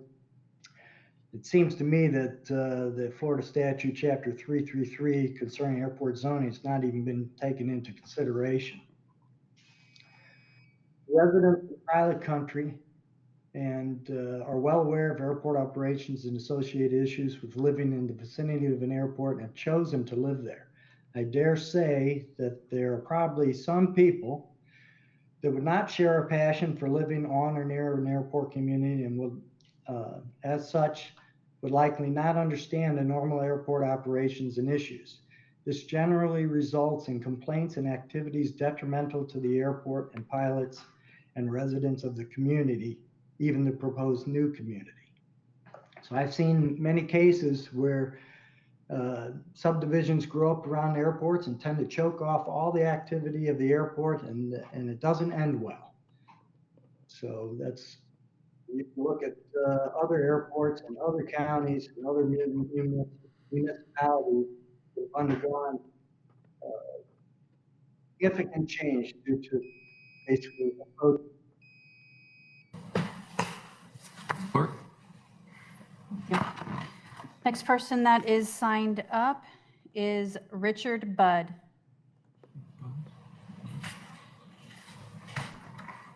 Mr. Budd, name and address for the record, please, and if you've been sworn. He has been unmuted. Yeah, get that a little quicker if we can. Mr. Budd, are you there? Name and address for the record, and if you've been sworn. Okay, I think we lost him. If we can go ahead. Okay. The next person that we have is Peggy Campbell. Ms. Campbell, if you can hear me, name and address for the record, please, and if you've You're good. Peggy Campbell, 28745 St. Joe Road, Dade City. I'm here to speak for myself and my husband, Truman Campbell. We are the property owners, and we are requesting the rezoning of the site. We have raised cattle on the Ms. property. Campbell, have you been sworn real quick? I hate to interrupt, but we have to ask if you've been sworn. Have you been sworn? Yes, I have. Yes. Okay, thank you. Okay. We have raised cattle on this property for decades. However, it is getting harder due to Pilot Country's encroaching development. One of the residents, Mr. Garcia, self-contracted an airplane hangar, which concrete slabs that are just over 2 feet away from our fence line, busting our 6-strand barbed wire fence twice while it was being constructed, once allowing our cattle to escape with the potential to cause a hazard on the runway. He never made us aware of the situation. After multiple attempts to reach Mr. Garcia, we had to call their HOA president to express our concern. Mr. Garcia has a lot that's over 40,000 square feet, but he chose to build that close to our property line. Other residents have used our fence posts for target practice, and others have broken our fence with falling limbs when they were having their trees trimmed. At this point, it seems haphazardous for us to continue to raise cattle on this property. Truman and I have spent most days over almost 50 years at our business here at Gower's Corner. I can tell you the road traffic noise from State Road 52 and US 41 is a great deal louder than any noise that comes from the airport. And no, we do not see low-flying planes. And now it is time for us to do something different with this property, and we would like to have the opportunity to develop it as we see fit. We would like to ask for your approval on our rezoning application. Thank you very much. Thank you. Next, please. The next person signed up on WebEx is Carolyn Myers. Okay, Ms. Myers, name and address for the record, and if you've been sworn, please. I have not been sworn. My name is Carolyn Myers, and I've lived at 12203 Driver Lane, Spring Hill, Florida, 34610 at Pilot Country for 22 years. Okay, we're going to have to swear you in again. So if you just raise your right Okay. hand, and the clerk will swear you in. Do you swear or affirm My the hand is raised. testimony you're about to give is the truth, so help you God? I do. Thank you. I am a retired Pasco County math teacher and pilot, and my husband and I managed Pilot Country Airport from 2011 to 2019. We also, in those 8 years, got lots of calls about the sound and, I think an airplane's going to crash into my house, and I'm threatening a lawsuit and that kind of thing. But no one has mentioned that the sound study that was done by the applicant was done during those 3 weeks when we had terrible flying weather. We had thunderstorms almost every day, clouds, it was IFR, hard to fly, so I don't really think that that sound study is valid. But at any rate, I can say unequivocally that this proposed zoning change will jeopardize the function and safety of our airport. This airport had an impact study done and it brings in loads of revenue. Believe it or not, it seems quiet here, but it is busy, busy at times. It provides a vital service to the Pasco community. In a case of disaster such as the fires that ravaged the county when I moved here, or hurricanes and tornadoes, Pilot Country Airport provides ready access for equipment and emergency supplies to be brought in quickly and for people to be evacuated in emergencies. Approving this requested zoning change would mean a depletion of our Pasco County resources, such as water, foliage, habitat for wildlife, and would be a detriment to the pastoral and economic quality of life. This proposed development would add about 200 automobiles to one of the most dangerous intersections in the county, State Road 52 and Highway 41. It would add to the congestion and gridlock. If you've been here in the mornings and in the afternoons, every day these two highways are congested and the intersection is a mess, many accidents. We, the citizens of Pasco County, chose to elect Pasco County officials who would care for the health and safety of our community. It would be incredibly irresponsible to care more for the developers that would destroy it. Thank you. You developed your property. Next, please. Okay. We have Bob, is it Pro Cassini? Sir. Bo Pro Cassini. Sir, if you're on the line, if you can, name and address for the record, and if you've been sworn, please. No, I have not been sworn. My name is Bo Procaccini of 1173 Pilot Country Drive. Okay, sir, please raise your right hand. Do you swear or affirm the testimony you're about to give is the truth, so help you God? I do. Thank you. You Thank may you. proceed. Thank you for allowing me the time to speak. I'm very much not in favor of the proposed RMH zoning and subdivision approximately only hundreds of feet west of our home, not to mention directly underneath the Pilot Country's public use airport, longtime and FAA established airport's traffic pattern area. Myself, like most all others at Pilot Country community, is perceiving this clear as the day is long to be an inappropriate and definitive example of incompatible land uses. This phrase is commonly and repeatedly referred directly out of the FDOT, Florida Department of Transportation Aviation Office Code Statute 333, F as in Foxtrot, S as in Sierra, Section 5, and I quote, incompatible land uses around general aviation airports jeopardize the safety and the efficiency of flying activities and the quality of life of the community residents. And quite frankly, in all fairness, this alone may be one of the many injustices to potential homebuyers of this proposed very densely populated community. Most people of Pilot Country have devoted their lifestyle to this flying community in protecting and preserving the longevity of this airport, to include the value investment of their own personal homes and other responsibilities, such as maintaining the airport to stringent FAA standards for continued airport and safe operations, to include individual recurring training, frequent medical exams, mandatory aircraft maintenance, and so on.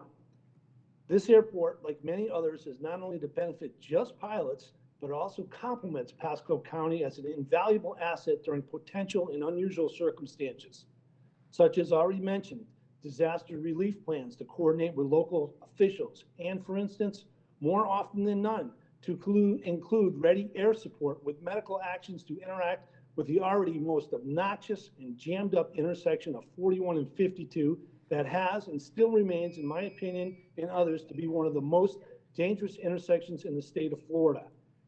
And you can bet, apples to oranges, that this proposed very densely populated community is not going to make this horrendous intersection any less life-threatening to passing motorists, bicycles, and/or pedestrians.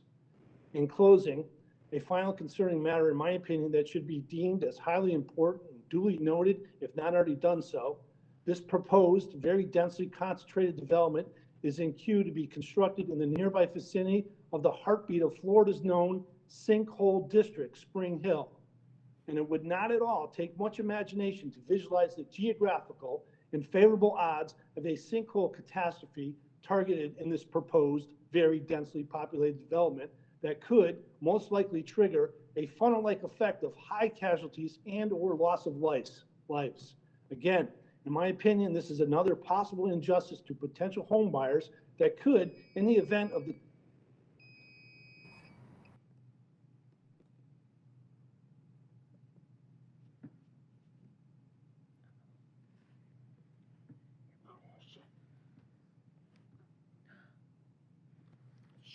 Shit. I hung up. I don't remember what the hell the meeting number is. Shit.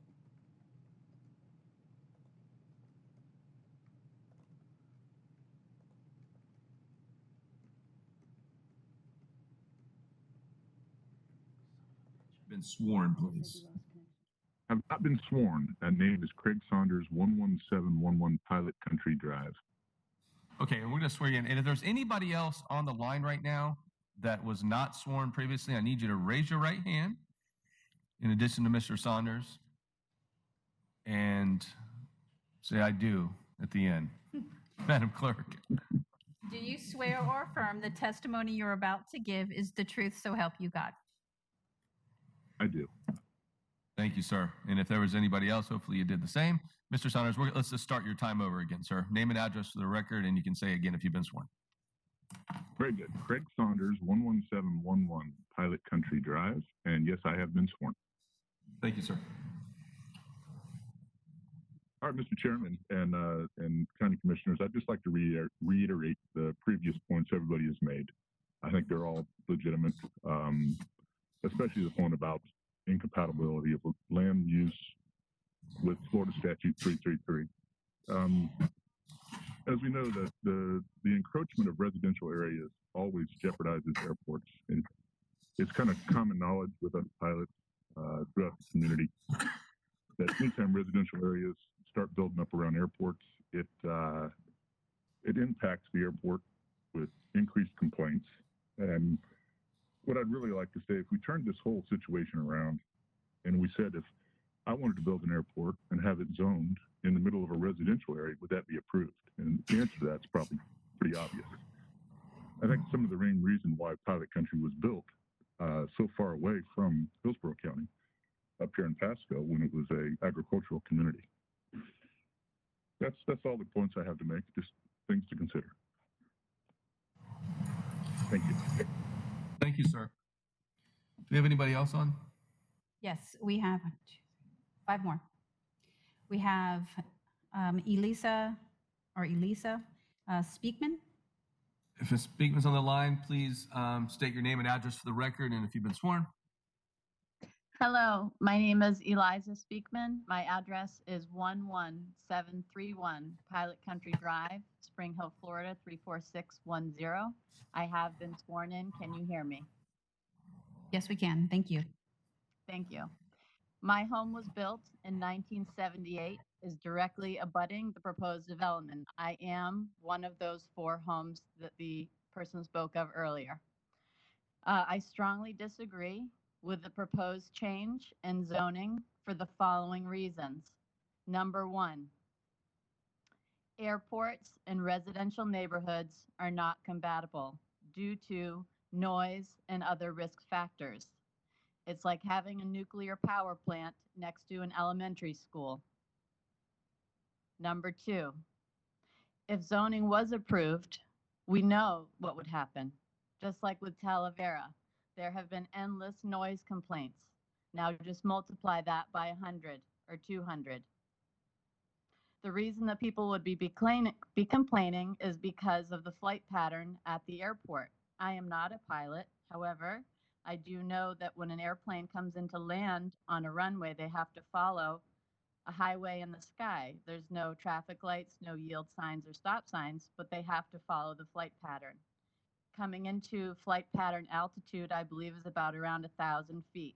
If you're coming into land at the airport, you have to begin your descent to safely land at the airport. That would mean that the airplanes are going to be right overhead the rooftops of those 102 homes, right over their heads. So I, again, disagree with the zoning. What I would question the county is, this hasn't been brought up, is would the county instead consider buying this land from the Campbells for open space, maybe bike trails, Keep it pastures. This would help to promote Pasco as a premier county. I've reviewed the 2025 comprehensive plan, 255 pages of it, and I've also looked at the Mobility 2045. Where does Pilot Country fit into these models? Hindsight is 2020. If you were to change the zoning, this would negatively affect the trajectory of Pasco County. Don't change the zoning because this has the potential to be unrecoverable. Thank you for your service to Pasco County. Goodbye. Thank you, ma'am. Next we have up is Susan K. Spurgeon. Ms. Sturgeon, name and address for the record, and if you've been sworn, please. My name is Susan Spurgeon. My address is 2701 North Rocky Point Drive, Tampa, Florida, and I have been sworn. I am the representative for Pilot Country Airport XO5 LLC, the owner of the airport. And I adopt the concerns that were raised in my letter, as well as many of the concerns that have been raised by the residents. The petitioner's character. Ma'am, and I apologize, 1 second. For the record, or for the timekeeper, this individual is an attorney that's representing a corporation and a client, and we are allowing the 6 minutes. So please go ahead and put the timer at 6 instead of 3. Thank you, sir. Yes, ma'am. The petitioners characterize Pilot Country as selfish and seeking to protect only their own needs at the expense of the Campbells. What I ask the commissioners to focus on instead is the asset that Pilot Country Airport is to Pasco County. The positive economic impact of Pilot Country Airport has been documented by the FDOT Aviation Office to be $374,000 annually. Also, Pilot Country provides invaluable training opportunities for both first responders and helicopters, which is primarily through, for first responders and military, which is primarily through helicopter training. Pilot Country also provides support for disaster relief, and as Ms. Budd stated, they report each week to the FDOT to assure the state that they are available to provide relief in the event of hurricane threats or natural disasters such as the COVID pandemic. All of these assets are threatened if incompatible land uses in the vicinity of Pilot Country Airport are approved. Further, the Pilot Country Airport is entitled to airport protection zoning. Chapter 333 of the Florida statutes has, since its initial adoption in 1945, 75 years ago, required that existing public use airports be given airport protection zoning. Pasco County's airport zoning ordinance is not complete, but Pasco's statutory duty to protect Pilot Country Airport mandates denial of incompatible uses as proposed. As found unanimously by the Planning Commission, Pasco County may deny this petition as not being consistent with the character of existing land uses, which is review consideration number 1, and the proposed change will result in lower property values in the adjacent area, review consideration number 8. A concern of the Planning Commission is that Pasco County failed to protect the West Pasco Airport, also known as the Tampa Bay Executive Airport, from incompatible surrounding development. One of the reasons cited by Mr. Lou Friedman, a principal at the Tampa Bay Executive Airport, for closing was that they were being sued due to incompatible surrounding land uses, which grew up over time. I also asked the board to consider that this rezoning to RMH was not an intended use of this zoning classification by the County Commission. The board made a change in 2017 or 2018 to allow Habitat for Humanity to provide some site-built homes to redevelop property in existing RMH zoning. This is an attempt to exploit that change in the zoning code and to be a loophole to allow site-built homes on 40-foot lots with 5-foot side setbacks. This loophole, I understand, is now in the process of being closed by Pasco County. The petitioner would like to characterize this as residential next to residential, but there's a difference between a 40-foot lot with a 5-foot side setback and the 1-acre lots at Pilot Country Estates. This proposed zoning is not a down zoning. The petitioner states that it is, and that is misleading. They are entitled to more than 600 square feet of commercial use on the site. That commercial use is much more compatible with Pilot Country Airport than the small lot dense residential that has been proposed by the petitioner. And as one of the residents stated, if you look at airports around the state and around the country, they are surrounded by commercial use, not residential. RMH is a minimum lot size of only 4,000 square feet. It's 60% smaller than the existing C2 zoning, and the setbacks are much smaller. The impacts of the proposed rezoning on the Pilot Country Airport are greater than under a reasonable C2 development. The petitioner does have the right to develop its property to its highest and best use. However, that right is not an automatic entitlement to the zoning change of the Campbell's choosing, or even to the most economically advantageous zoning. The airport zoning protection statute, the recognized positive impact of Pilot Country Airport, the community service it provides to first responders, military, and disaster relief gives it an entitlement to a protection of its existence. There are other commercial. What was that? That should be your 1 minute. Should be a 1 minute. Oh, No, she's that was 6 minutes. I'm sorry, we missed the 1 minute mark. Okay. Thank you. Okay, the next person, they disconnected. So we have Greg Taylor. Mr. Taylor, if you're on the line, name and address for the record, and if you've been sworn, please.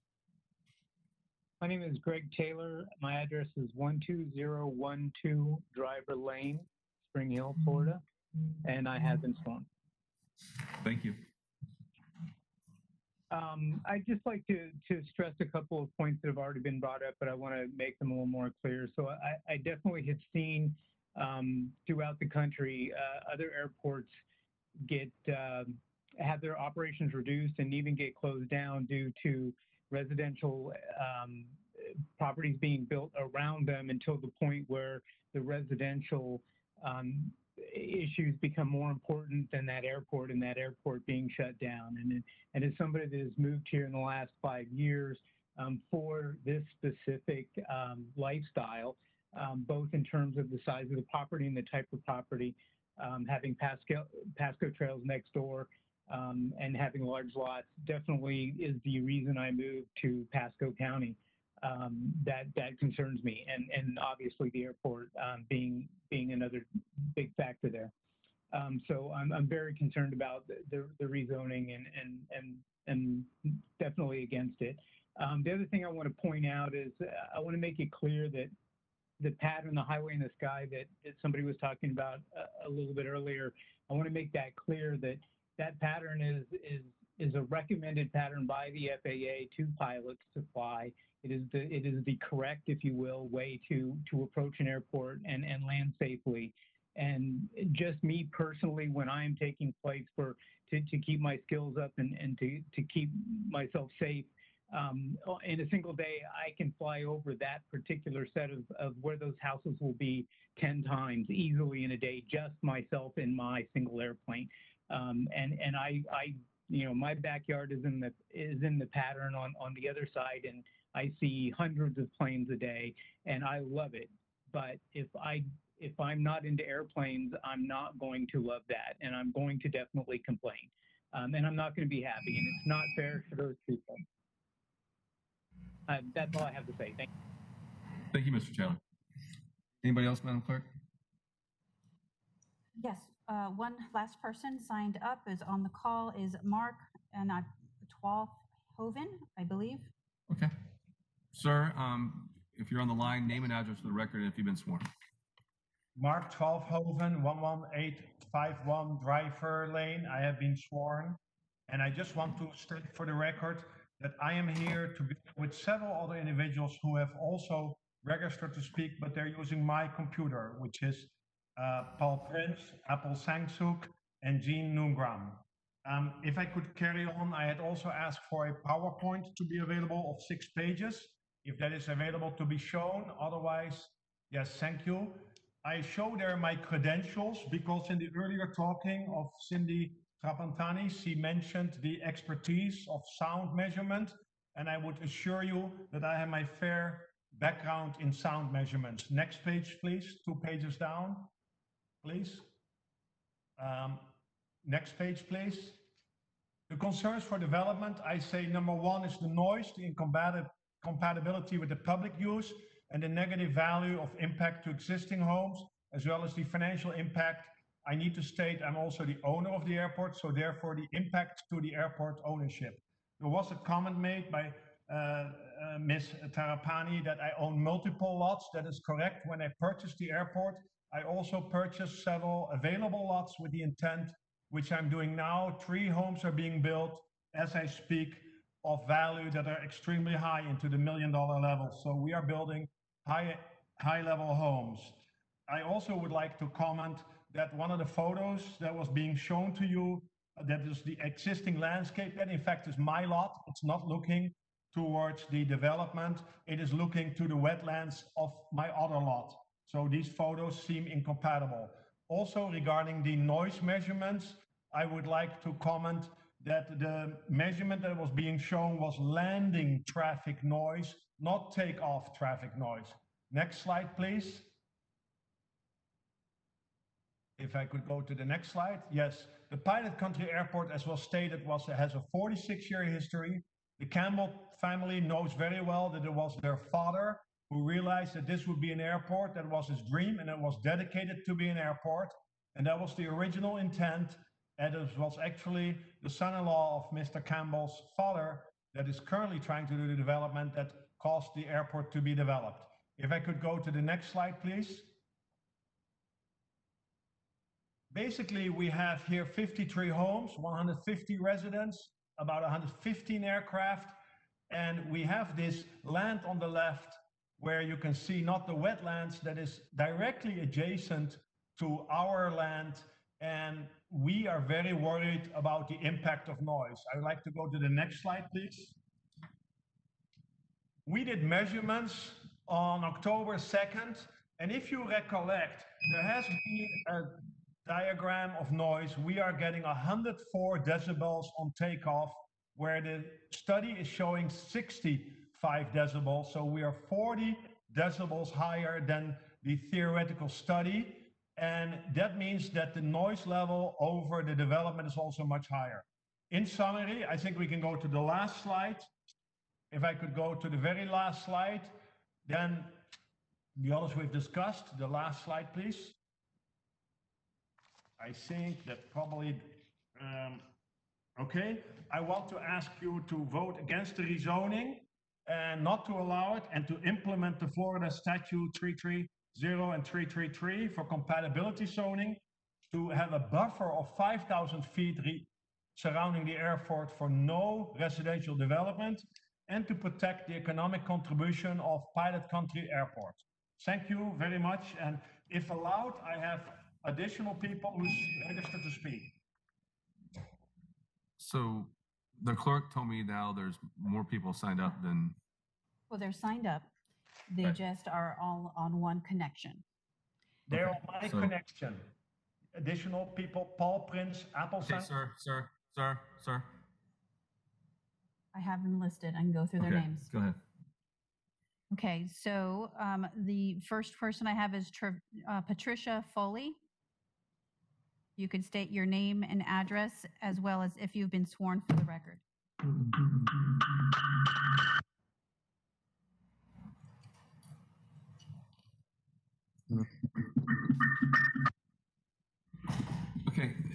time out for 1 second. I'm seeing people still online that have already spoken. Is that, what do we have? Are they in the same room? Is that what's going on? Yes, sir. He had stated that he had a bunch of other people with him to speak. Okay, I just wanted to see, I see, okay.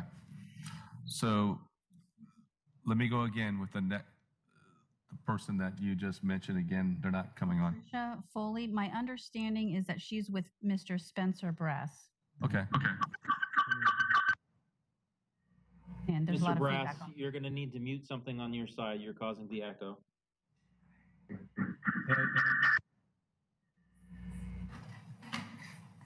Yeah.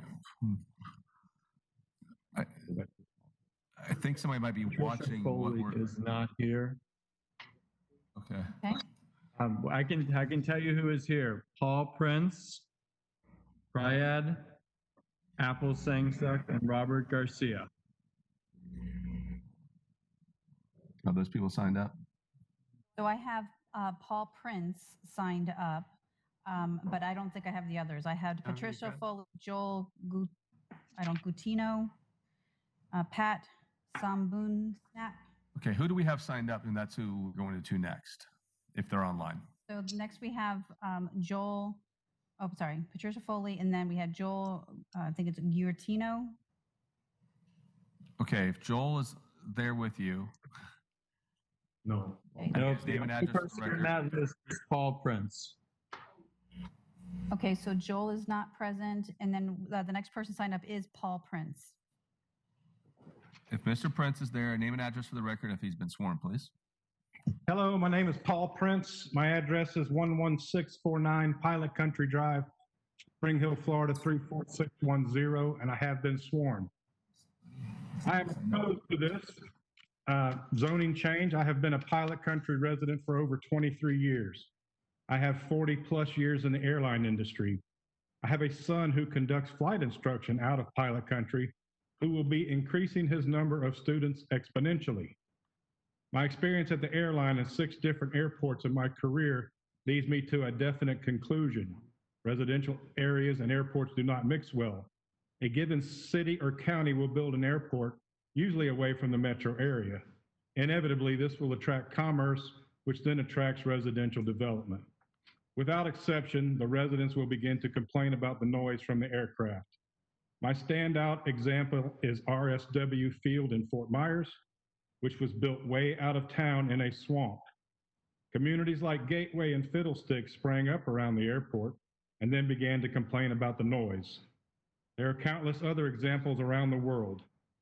One of our residents has already been threatened on his doorstep by a nearby neighbor complaining about the noise his aircraft made while practicing maneuvers. Could have ended a lot worse than it did. It's not a good mix for these two. Our county would be better served if this land remained agricultural or was developed commercially. Thank you for your time.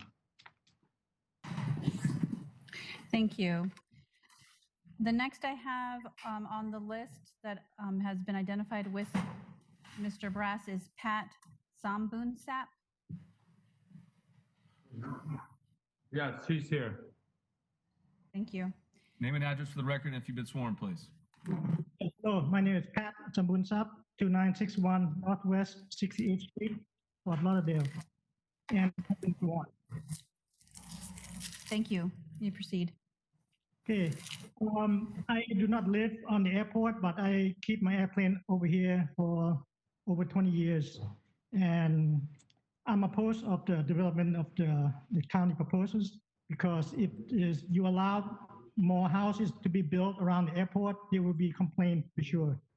And I have seen this before. I live right next to the airport myself at this time, right next to the Executive Airport in Fort Lauderdale.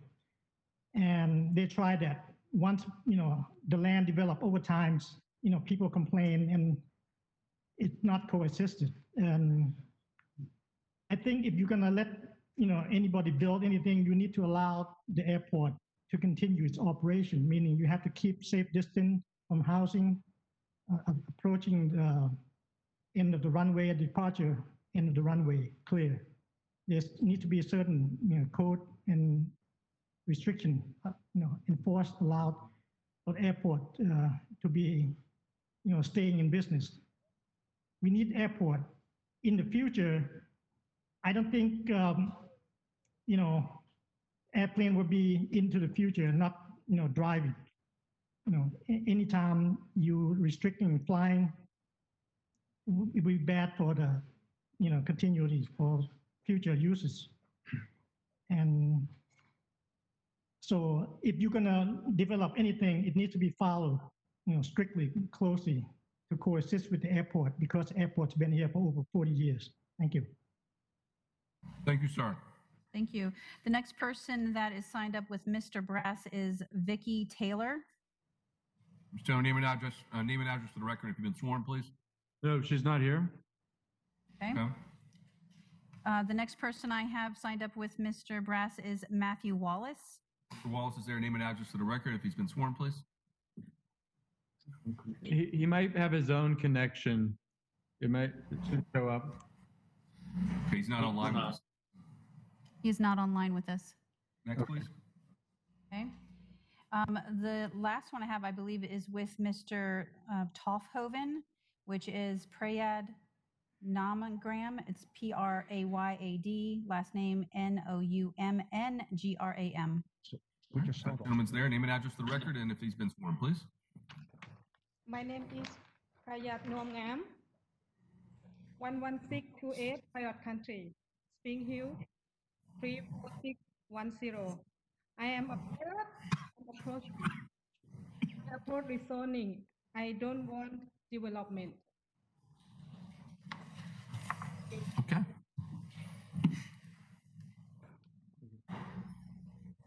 Okay, well, thank you. That's all we have. Okay, that does it for who we have signed up. If we could go ahead and clear the queue except for the applicant for rebuttal now. Before we go to the commission questions, the applicant does have time to rebuttal. For rebuttal, I should Yes, say. hi, Commissioners. This is Barbara Wilhite. Can you hear me? Yes. Thank you very much. I want to go through some of the items that you've heard and tell you a little bit more about some of those things. For example, this property sits in the ROR land use designation, which allows 24 units per acre. So the comp plan's vision for this property is between 3 to 24 acres. Unlike somebody that testified that said that we are 10 units per acre, the density proposed is 3.9 units per acre. So you can see we are in the lower end between 3 and 24. That's your comprehensive plan that sets it with the division being 24 units per acre. We're also in the central market area. The Pasco trails and some of the other projects you heard about with the lower density are in the north market area. So when you did the comprehensive plan amendments in 2008, as a result of the ULI recommendations, you picked market areas. And this is the market area where you've said you want to have more density. You've heard Jim McBride, probably one of the most eloquent statements I've ever heard of pulling together all the facts regarding Gower's Corner and it being the jewel. I think he's lived there. He knows it. He has a vision for it. The vision is the same in line with the vision that you have set in your central market area. We're the essence of what the ROR land use category says, retail, office, residential. We are the residential component. This piece of property is not adjacent to the intersection of 52 and 41. It's separated by wetlands. We'll make a great development being surrounded by the wetlands. It is not a commercial property. It's not viable for commercial property, as Ms. Terrapini has said. Significant public investment made in this location, which supports the density requested. It's very important that you make sure that you put density where you've made your investment. Water and sewer is at the front door. You have millions and millions and millions of dollars of transportation improvements being made to the intersection of 41 and 52, all the way down, improvements all the way down to multi-lane 52, all the way down to the Suncoast Parkway and down to the area where Moffitt's going to be. Improvements being made to 41 south of 52. So it's absolutely consistent what we're proposing with your vision and the comprehensive plan. The MPUD versus the RMH, there's no substance to that, saying that there's something wrong with the RMH district. We have provided deed restrictions that staff has requested and required. there was no review that was avoided. I can just say that emphatically. I'm aware that there's no review that was avoided by following a zoning district versus one of your zoning districts versus your MPUD. You heard over and over about values and affecting values. We filed the affidavit, actually hired an appraiser to look at that issue because we know that that's often said by residents with no expertise. So we have appraiser Frank Catlett professional opinion affidavit in the record that the development of the Campbell subdivision as proposed will not create any adverse impact on market values of Pilot Country Estates. He mentions it's well buffered.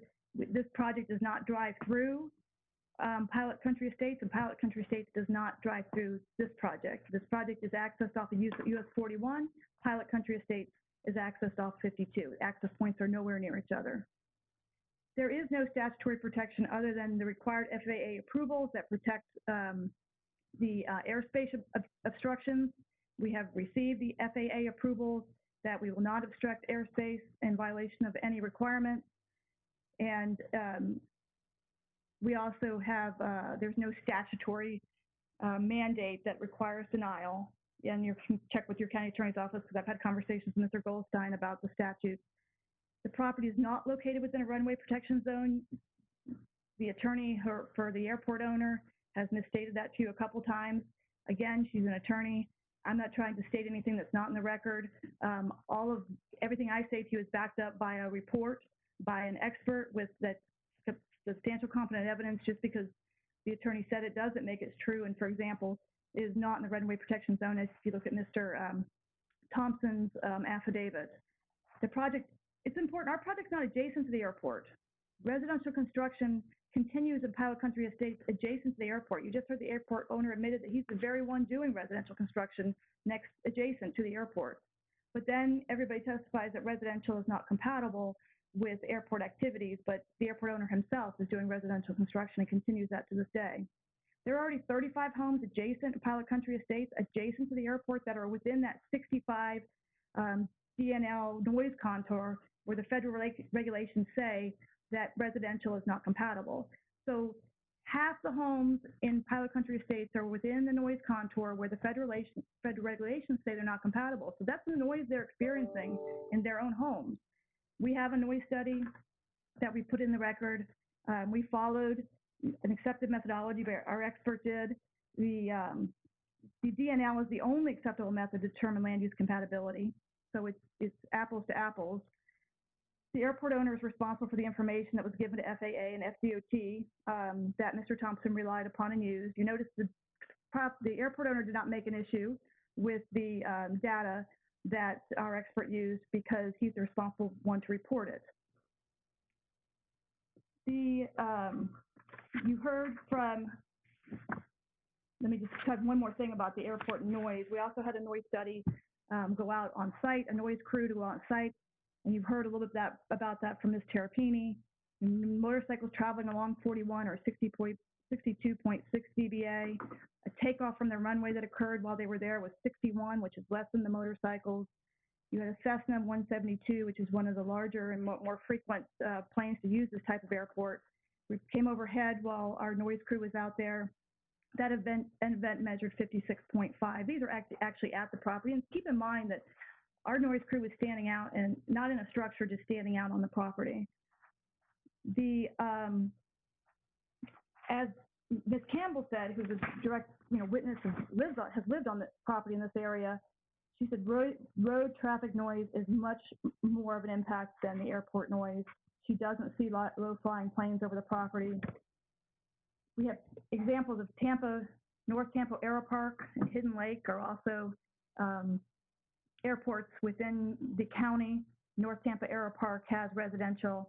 They coexist. They've coexisted for a long time. We've got Seven Oaks, we've got Lexington Oaks, many subdivisions that are around, including the subdivision directly adjacent to North Tampa Aero Park. I would take direct issue with the statements made by the attorney on behalf of the airport owner regarding West Pasco Executive Airport. That is my client. My client owned that property. I have specifically spoke to the client, and he said he did not shut down the airport because of any homeowner incompatibility, any kind of noise issues or lawsuits. He clearly shut it down because he wanted to develop it for a different use.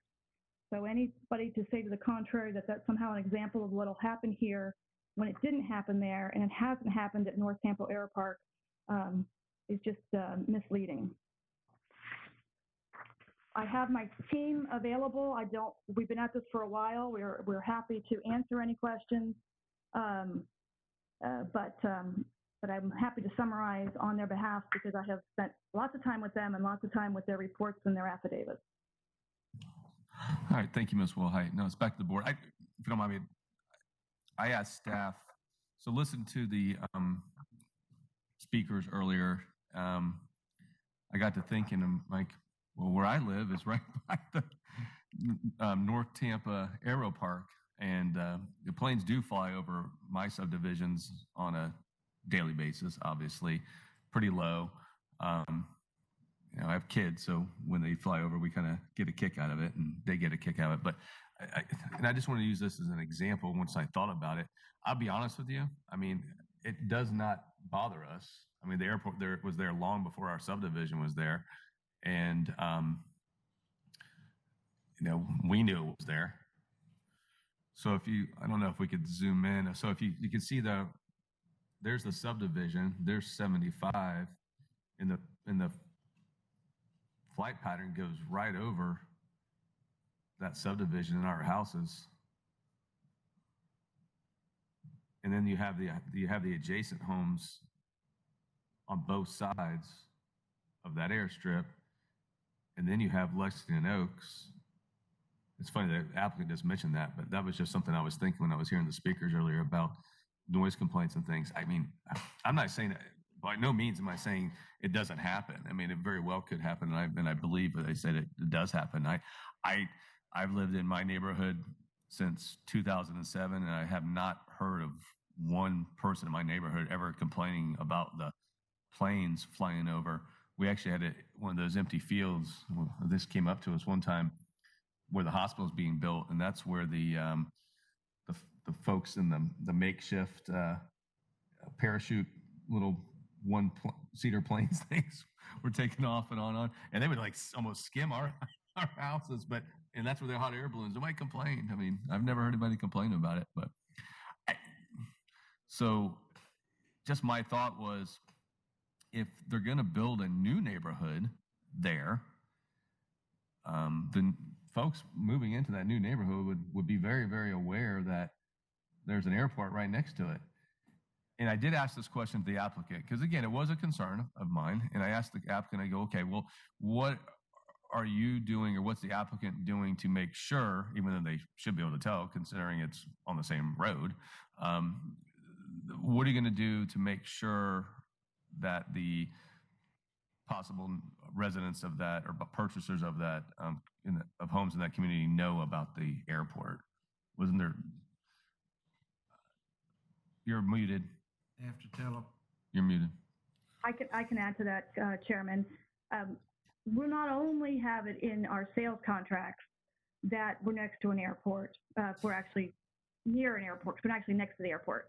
But unlike Palo Verde, we actually have recorded a deed restriction. It's going to go, every house when it's sold will see the deed restriction on their title and see the reference to was required in the initial sales contract. So it is different than the Palo Verde experience, because in this regard, we've agreed to encumber the property with a deed restriction that will come up all over time when anybody pulls title. Okay, well, that's important, because I think, obviously the residents that were on with us today, hopefully that would make them feel at ease that that's taking place. Something else that I think was mentioned, and I just wanted to ask, not the applicant, but staff, or Ms. Hernandez, if you can answer that. One of I think it was maybe two of the speakers spoke about wells, but from my understanding, this community is not going to be on wells. It's actually county sewer and water, which would not obviously have any effect on their Water well. and sewer lines are available to the property, Okay, so it'll be county water and sewer. and the applicant can verify that, but water and sewer is available to the So property. is that true, Ms. Wilhite? Is this county water and That is sewer? correct. It's out the front door along 41. Okay, just want to make sure, because I know that's one of the things that they mentioned. And just one more thing I heard some people stating that about property values, because of the size of homes. Again, it's not the same community, it's a separate community. Even though I do appreciate those statements, I would disagree with that. And I disagree because of firsthand knowledge of a master planning community where I live that has anywhere from villas to townhouses that, you know, were in the maybe the $200,000 range to houses for over $1 million, and they abut each other. So I don't think there's any worries there. And that's in the same actual community, you know, sharing the same roads. And commercial-wise, I have another question. Currently zoned commercial, they could build a Home Depot? Absolutely. They can build a Home Depot. They could build a Walmart. Grocery store, they could Walmart. Build a McDonald's. They can build, Okay. high traffic. So they could. Yes. So I want to make sure that the people that were on the call today understand that. Yes, and it's- 60 feet in height, whereas residential is limited to 35. I And believe. how high? How high? 60 feet is the maximum height for Well, commercial. I would think that could affect the C2. flight pattern if there's a 60-foot high building there. The structures they're proposing, I believe, according to what was submitted to the FAA for the does not exceed obstruction, 30 feet is what they're proposing. Okay. So that's what I would be concerned about, commercial. And then traffic-wise, commercial development like that would obviously have quite a bit more traffic than 100 and something home residential area. Because if you're allowed to have that commercial product there of that magnitude and that size, that's going to be quite a bit more traffic than 100 and something homes. That's just things I was thinking about, but I don't think, again, small houses.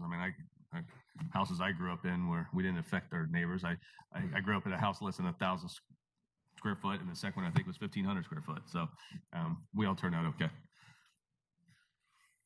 Yes, Commissioner Oakley. To add to what you're saying, this residential area, they enter and exit onto 41, which is to the west of Pilot Country. Pilot Country exits on and off from 52. I thought I heard someone, and Ms. Willhite, you can correct me if I was wrong, but I thought I heard 2 or 3 people state that this new commercial or residential property was in line with the takeoff and landing on Pilot Country, which I think Pilot Country is set up, their runway is set up north and south, and this property sits to the west of that. So I don't understand why they were making that statement, but there's not planes, taking off or landing across this residential area that we're talking about. So That's correct, Commissioner Oakley. That's correct, Commissioner Oakley. We're well west of the runway protection zones as identified by our expert in his affidavit. Absolutely not in a runway protection zone. So that's, it's just I think it's a good project, but it's, they have to understand they're going to sign off on every contract and every property. They're going to know they're near that airport. And like I say, I hear airplanes, no matter where you are, you hear airplanes fly over pretty much all day long somewhere. So not a real issue as far as I was concerned. Commissioner Mariano. Thank you, Mr. Chairman. I got a few questions. First of all, as we look at the agenda item, Planning Commission recommends 5-0. Usually when that comes in, or used to be where that was the recommended staff recommendation.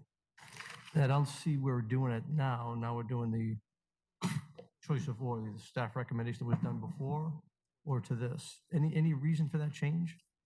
I could provide the reason, absolutely. So when the Planning Commission made the recommendation, Planning Commission looked at specifically Talavera, which is, it's a developed subdivision that has 60 to 80 foot wide lots, but didn't look at all the other entitlements that are in the area. So that's why staff recommends approval, because it is consistent with entitled properties in the area. So they weren't given the same information?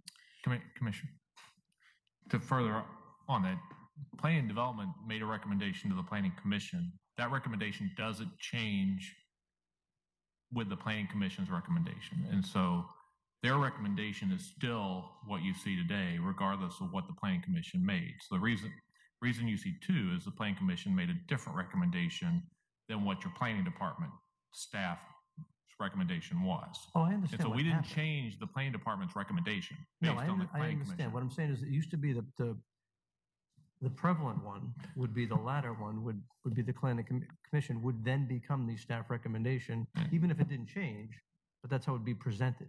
And I'm just seeing something completely different. Actually, we haven't been consistent about that, Commissioner.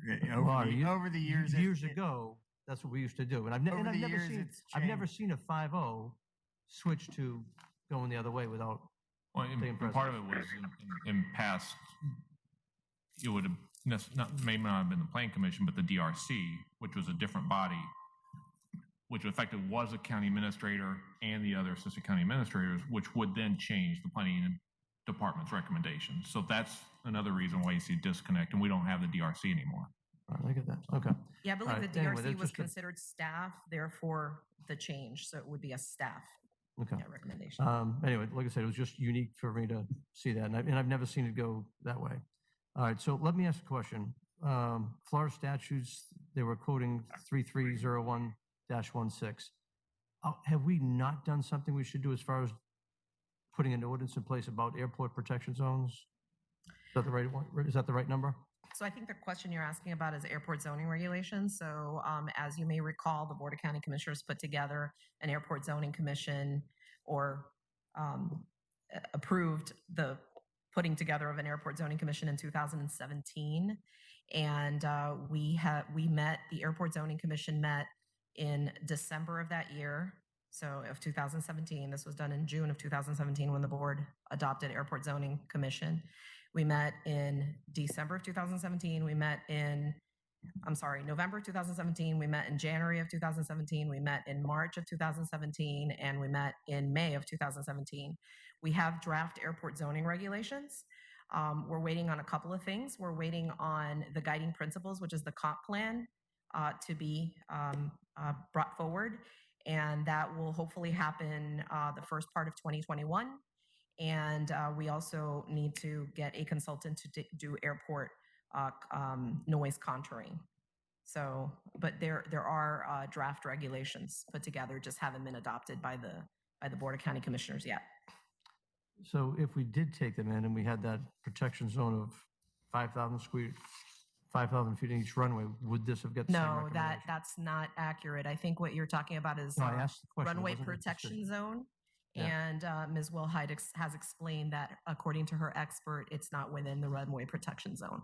And that's a defined term. So when they say the 5,000 feet on each runway side. I'm it not doesn't- familiar with what that means. I apologize. Don't know what that 5,000 feet from Mr. Twalhoffen. Not sure where he got that information. That's, I think, his request, that's what he would like to have, to establish a 5,000 foot protection area around the airport. I believe that's what he said in his presentation. You have 52. So I don't know how you can't, there's a highway there. Before I go further, let me just say that I did meet with the applicant, the county attorney, the attorney that is, and I also did meet Mr. Campbell a little bit before all this. By the way, is where I got my boots, great sets of boots up there. He's got on 41. Very nice man. All right, next question. So the study validity, when I look at the decibel readings that they used, it shows that they used decibel of 51 for the plane taking off. The owner seems to contradict that, where first in the letter I see from the attorney, Kimberly Carroll from Pennington, she states the number should have been used was 92 decibels. The owner, Ms. Twalhoffen, says it should have been like 100 would be the number, and sometimes a takeoff would be 104.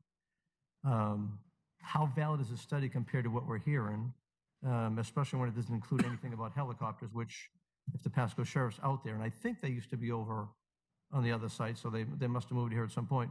So with those numbers and the differences, should that study be relooked at to see if it's valid? I believe that the applicant has the expert available to answer those questions. I'm not a noise expert. Okay.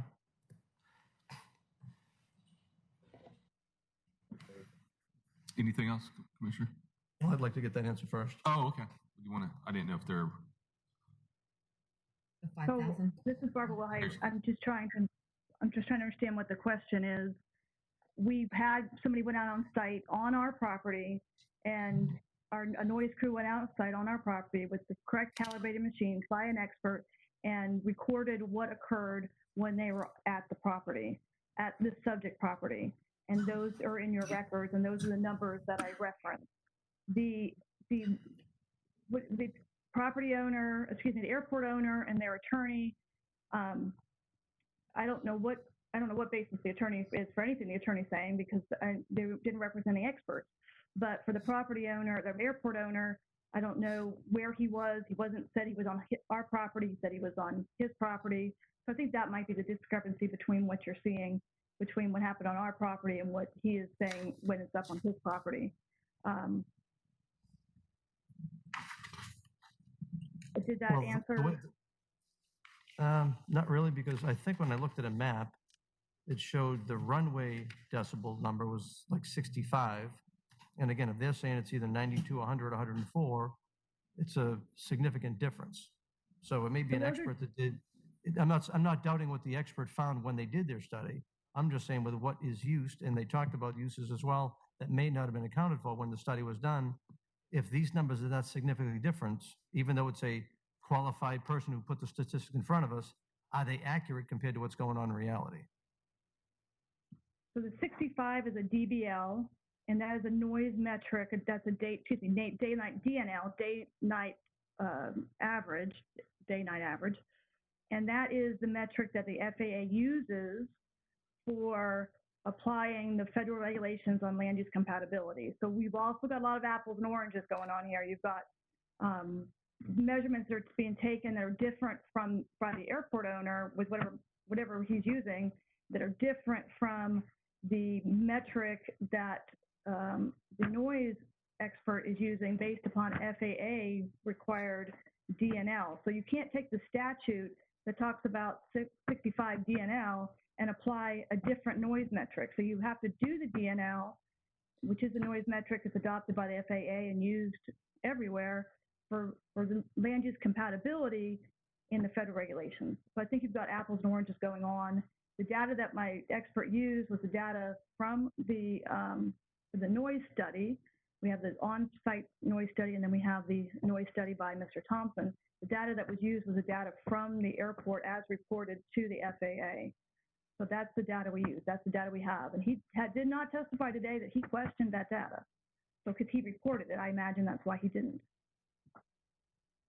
All right, so on page 2 of the Pennington Kimberly Crowell et al. Letter to the Pasco County Commission, argument number 1, it says airport noise study dated August 11th, 2020, and relied upon by the Planning and Development Department is based upon estimates and predictions and did not conduct actual noise readings of a single noise exposure level. It then goes on to say it does have daily helicopter traffic, and the reading measurements indicate close to 92 dB. I assume that's decibels.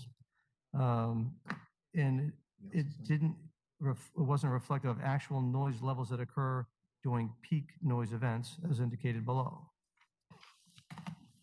It just seems to contradict what you're saying to what the study's saying, and go ahead and respond to that. Well, I'm saying what the expert says. I don't know what she's relying upon for her her statement.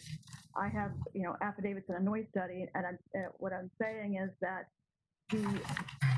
explain the difference between DNL and the single noise event, and DNL is what's required by the FAA for noise studies for land use compatibility, because the federal regulations that you use are in DNL.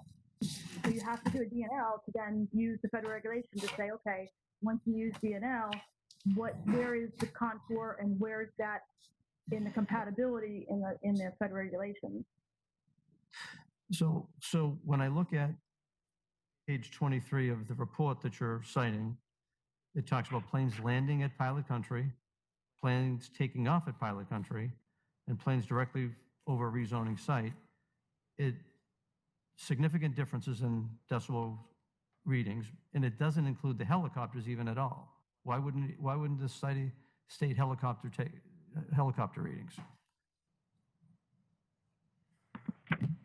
You're talking about the study by Mr. Alpert that was based upon the field noise measurements? No, I'm talking about the one that was submitted by Cynthia Terrapini. Okay, well, there's Mr. Alpert, that his company went out and did the field noise, and we have Mr. Thompson's report, and that's the DNL compatibility report. So which one is it? It's on page The answer's 23. different. So it's on page 23. It was submitted to us. It says summary of sound levels on rezoning site, excerpt of table 1 of AB technical memorandum. Barbara, that's in my report. Maybe I can add a couple of comments if that's possible. Go ahead.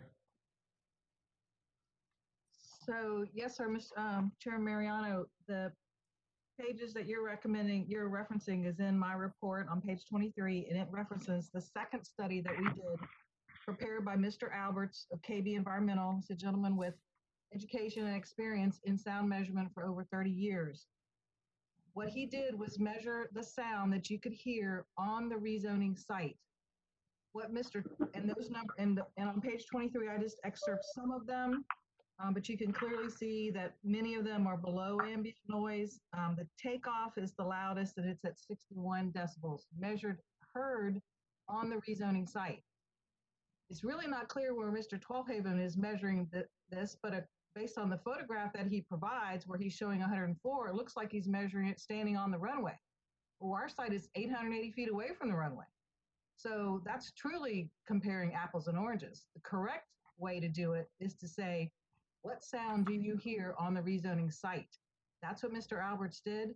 That shows that there's no sounds above the 65 decibels. And in fact, background noise, traffic noise is approaching the decibel sound the same as, or very similar to the takeoff. I hope that explains it a little better. But Cindy, the question goes back to, with what even was cited there and what's been read, there's nothing about helicopters, which seem to be louder. Any reason those helicopters weren't cited? The reason is, Mr. Mariano, is that the 2 days that they took the sound level measurements, there weren't any helicopters taking off or landing at the airport. So they could only measure what happened, and that's what they did. You're not aware of all the operations of the airport and when helicopters do and don't come. They did measure on 2 days, and just happened on those 2 days that helicopters didn't occur. But again, yes, will a helicopter generate noise? Yes, it will, but it also gets off the runway a whole lot quicker than an airplane does. At least when I hear them, they seem to get away pretty quickly. But again, if it's peak noise and it's the data we're going to use, it should be part of the study.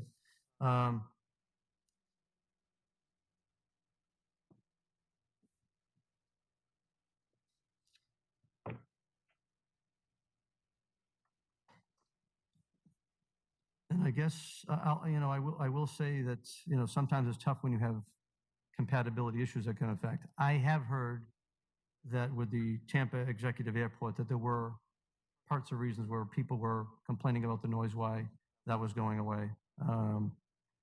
Sometimes people can't control what goes on right next to them. I can see where they're trying to protect what they've got. I don't know. I have trouble with this one. Well, and I can see your point of being, that's why I was, me personally was asking those questions earlier, just to, and they stated they got the FAA approval. But Commissioner Stark, you had some.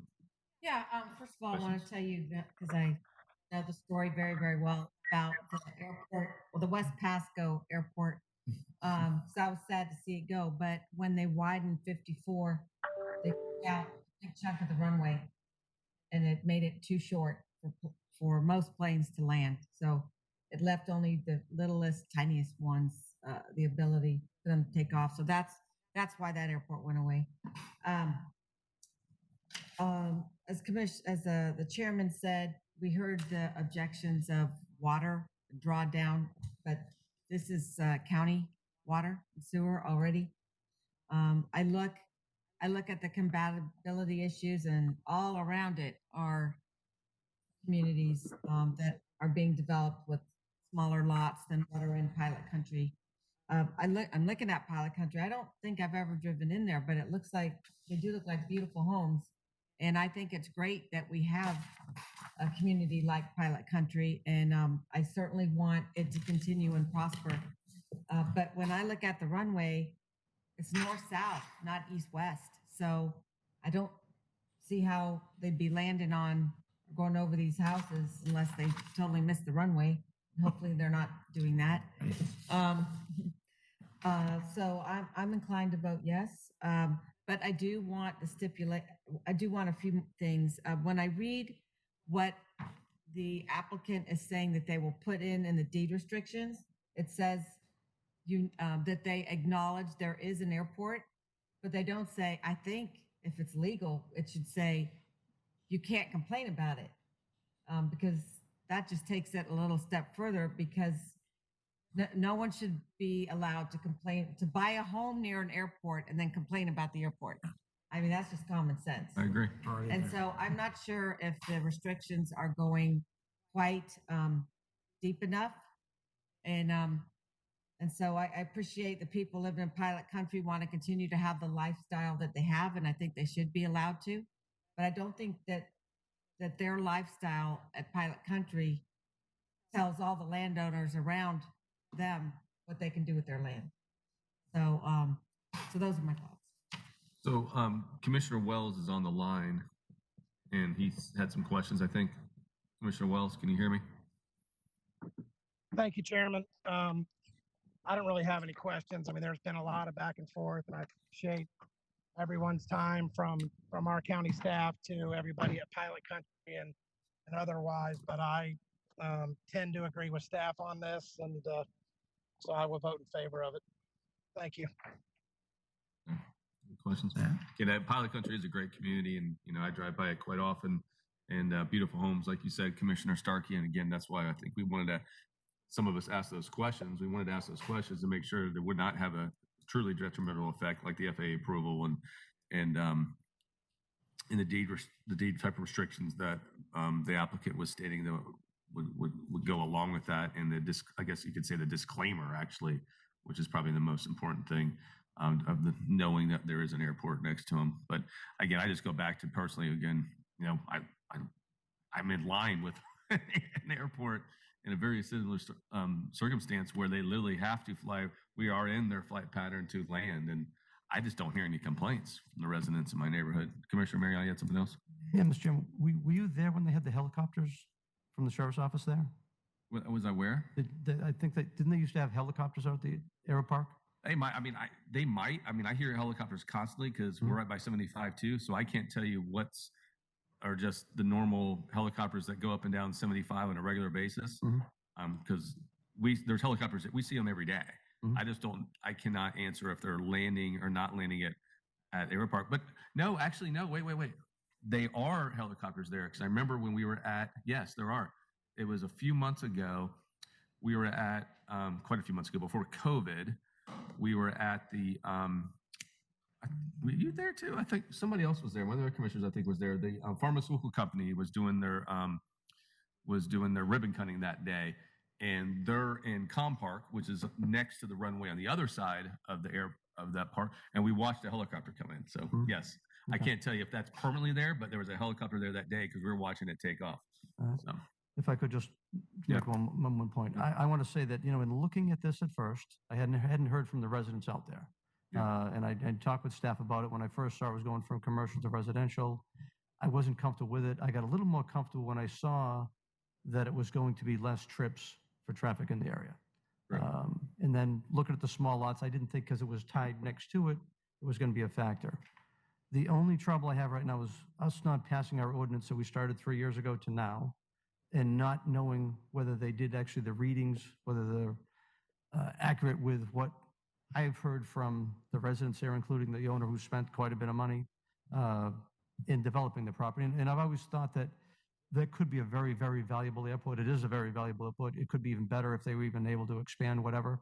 And I just would hate to impede on what they're doing out there to improve that area. And if you live right in the runway, you've got a plane, guess what? You're going to be used to it. If you're living it right next door, the people that come in there, kind of like when people are building next to areas where have cypress trees in their backyard, think that maybe we shown that they weren't going to flood out. Well, if we don't do the right studies and make sure we're using the right data, and we let people move in there and the noise is louder than what we thought it was, then, that's going to fall back on us later on. So that's why I have my discomfort to pass it the way it is right now. Commissioner Oakley. Yes, I feel they've given us good records on the decimal point. I think they've taken it from the property that we're talking about rezoning, and I think it's accurate. When it came up with the one that was so on takeoffs, the picture they showed and all seemed like they were on the runway.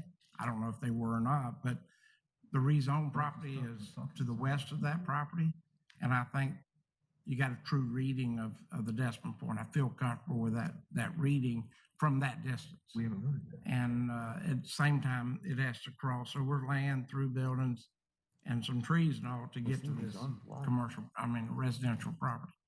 So, so I feel good about the information they've given us on this. And again, the north-south route, I feel there's no planes landing or taking off over this residential area, and I feel very comfortable with that. I'm also mindful of the fact that Pilot Country's been there, and it's important that they will have their lifestyle along with others. And I'd want to protect that for them in the future, so that nobody comes in, moves in, and tells them, no, they can't have an airport there anymore because we've just moved in. You see that so many times in a lot of different areas on residential people that just move in, that don't want the neighbors to the side of them or another location close to them not to have what they have. And we see that all the time. So the fact of it is I feel comfortable with that. I think there's the fact that the applicant is going to have to put these restrictions on the deed the people are buying and have to actually quote it and tell them you're buying their airport, you're going to hear the sound of airplanes, and you can't do anything about it. I think stands to reason that I feel comfortable that everybody that buys in there will understand that Pilot Country's there and their ability to have their right to have their planes in their homes. And with that, I'd move to approve. Second. So I got a motion second, just a quick discussion too, and just thinking about the noise thing. And again, I go back to the commercial side. Again, I have that fear. If you have a Home Depot or a Walmart or something like that there, that could actually, I think, cause them noise issues next door. Whereas a residential community, I think it's a vice versa situation. And then what type of commercial? If it's office, there could be office there. And I think those people would be almost more apt in that setting, in an office setting, a professional setting, to be upset when they're on conference calls and having meetings and things like that. That's a situation you can run into. So again, looking at all sides, great community and stuff, but I have a motion and second. Mr. Chairman. Yes, sir. I need it for purposes of the record. Commissioner Wells, have you been on, because I can't tell from my screen, have you been on to listen to all of the public comment for this hearing? Yes, I have, sir. I've been on for the entire P8. Yes. Okay, thank you. That's all I needed to know for purposes of the record. Thanks. Thanks. And I have a motion and a second by Commissioner with discussion briefly. I'll say that, again, this is a difficult one as far as the backside, back and forth. When it comes to the property owner's rights to develop the property how he thinks is best. I think one thing that's clear, and I want to make sure I make the statement for the record as well for the people in Pilot Country, that we don't think I don't think the development that's coming in is going to affect their property values. I don't think it's going to affect their quality of life. And as long as we know that we're not going to shut down Pilot Country from any expansion or any other improvements, because all these people are going to buyer beware, you know what's going on, Pilot Country is going to be able to keep going, keep thriving without a negative impact to them. and I'll be comfortable to support the motion. So you swung me, Commissioner Oakley. So a motion, I do have to do a roll call because I have one commissioner online. So I have a motion by Commissioner Oakley. I have a second by Commissioner Starkey. Madam Clerk, please call the roll. District 1, Commissioner Oakley. Aye. District 3, Commissioner Starkey. Aye. District 4, Commissioner Wells. Aye. District 5, Commissioner Mariano. Aye. District 2, Chairman Moore. Aye, motion passes 5-0. Thank you. Thank you. And with that, ladies and gentlemen, Mr. Chairman? yeah, well, we're not doing any after stuff. Yeah, we're gonna, I I gotta- just want to say, we're gonna bring that up October 20th. Okay. Yeah, go ahead. You wanna- I will okay. bring up that CRA issue October 20th. October 20th, yes. If I could just two things. I know. I gotta go. Just real quick, though. Mr. Biles? You're gonna have to answer to my wife, Lauren, for some. All right, I want you to take a close look at the Act Center over in Beacon Woods. I got an email, I've gotten several emails about it, but they had tents out. I sent you the video earlier this week. They got tents out there. They got videos going on out there that are very disruptive to what's going on. The people are polluting the river that's out there. We need to go take a look to make sure on Sunday, when they put tents out there, we have somebody out there to go site them if they're going to go out there and not run the events that they're running out there on the open site. Check out this site as well. And last thing, if I could, at the next meeting, I know we didn't get into any discussion, but I actually thought we might see a presentation. I do want to see a presentation on the mask ordinance, the latest data. From what I see, the data's going down. I got a lot of people that are not upset Scheduled. that we overturned it. Yeah, that's supposed to be, that's scheduled, that update Yep, scheduled. on the 20th. On the 20th. Yep, you're right. Mr. right. Ross, I just sent you an email because I got an email. Well, I'm gonna adjourn if you guys want to talk. Is that okay? All right. adjourn.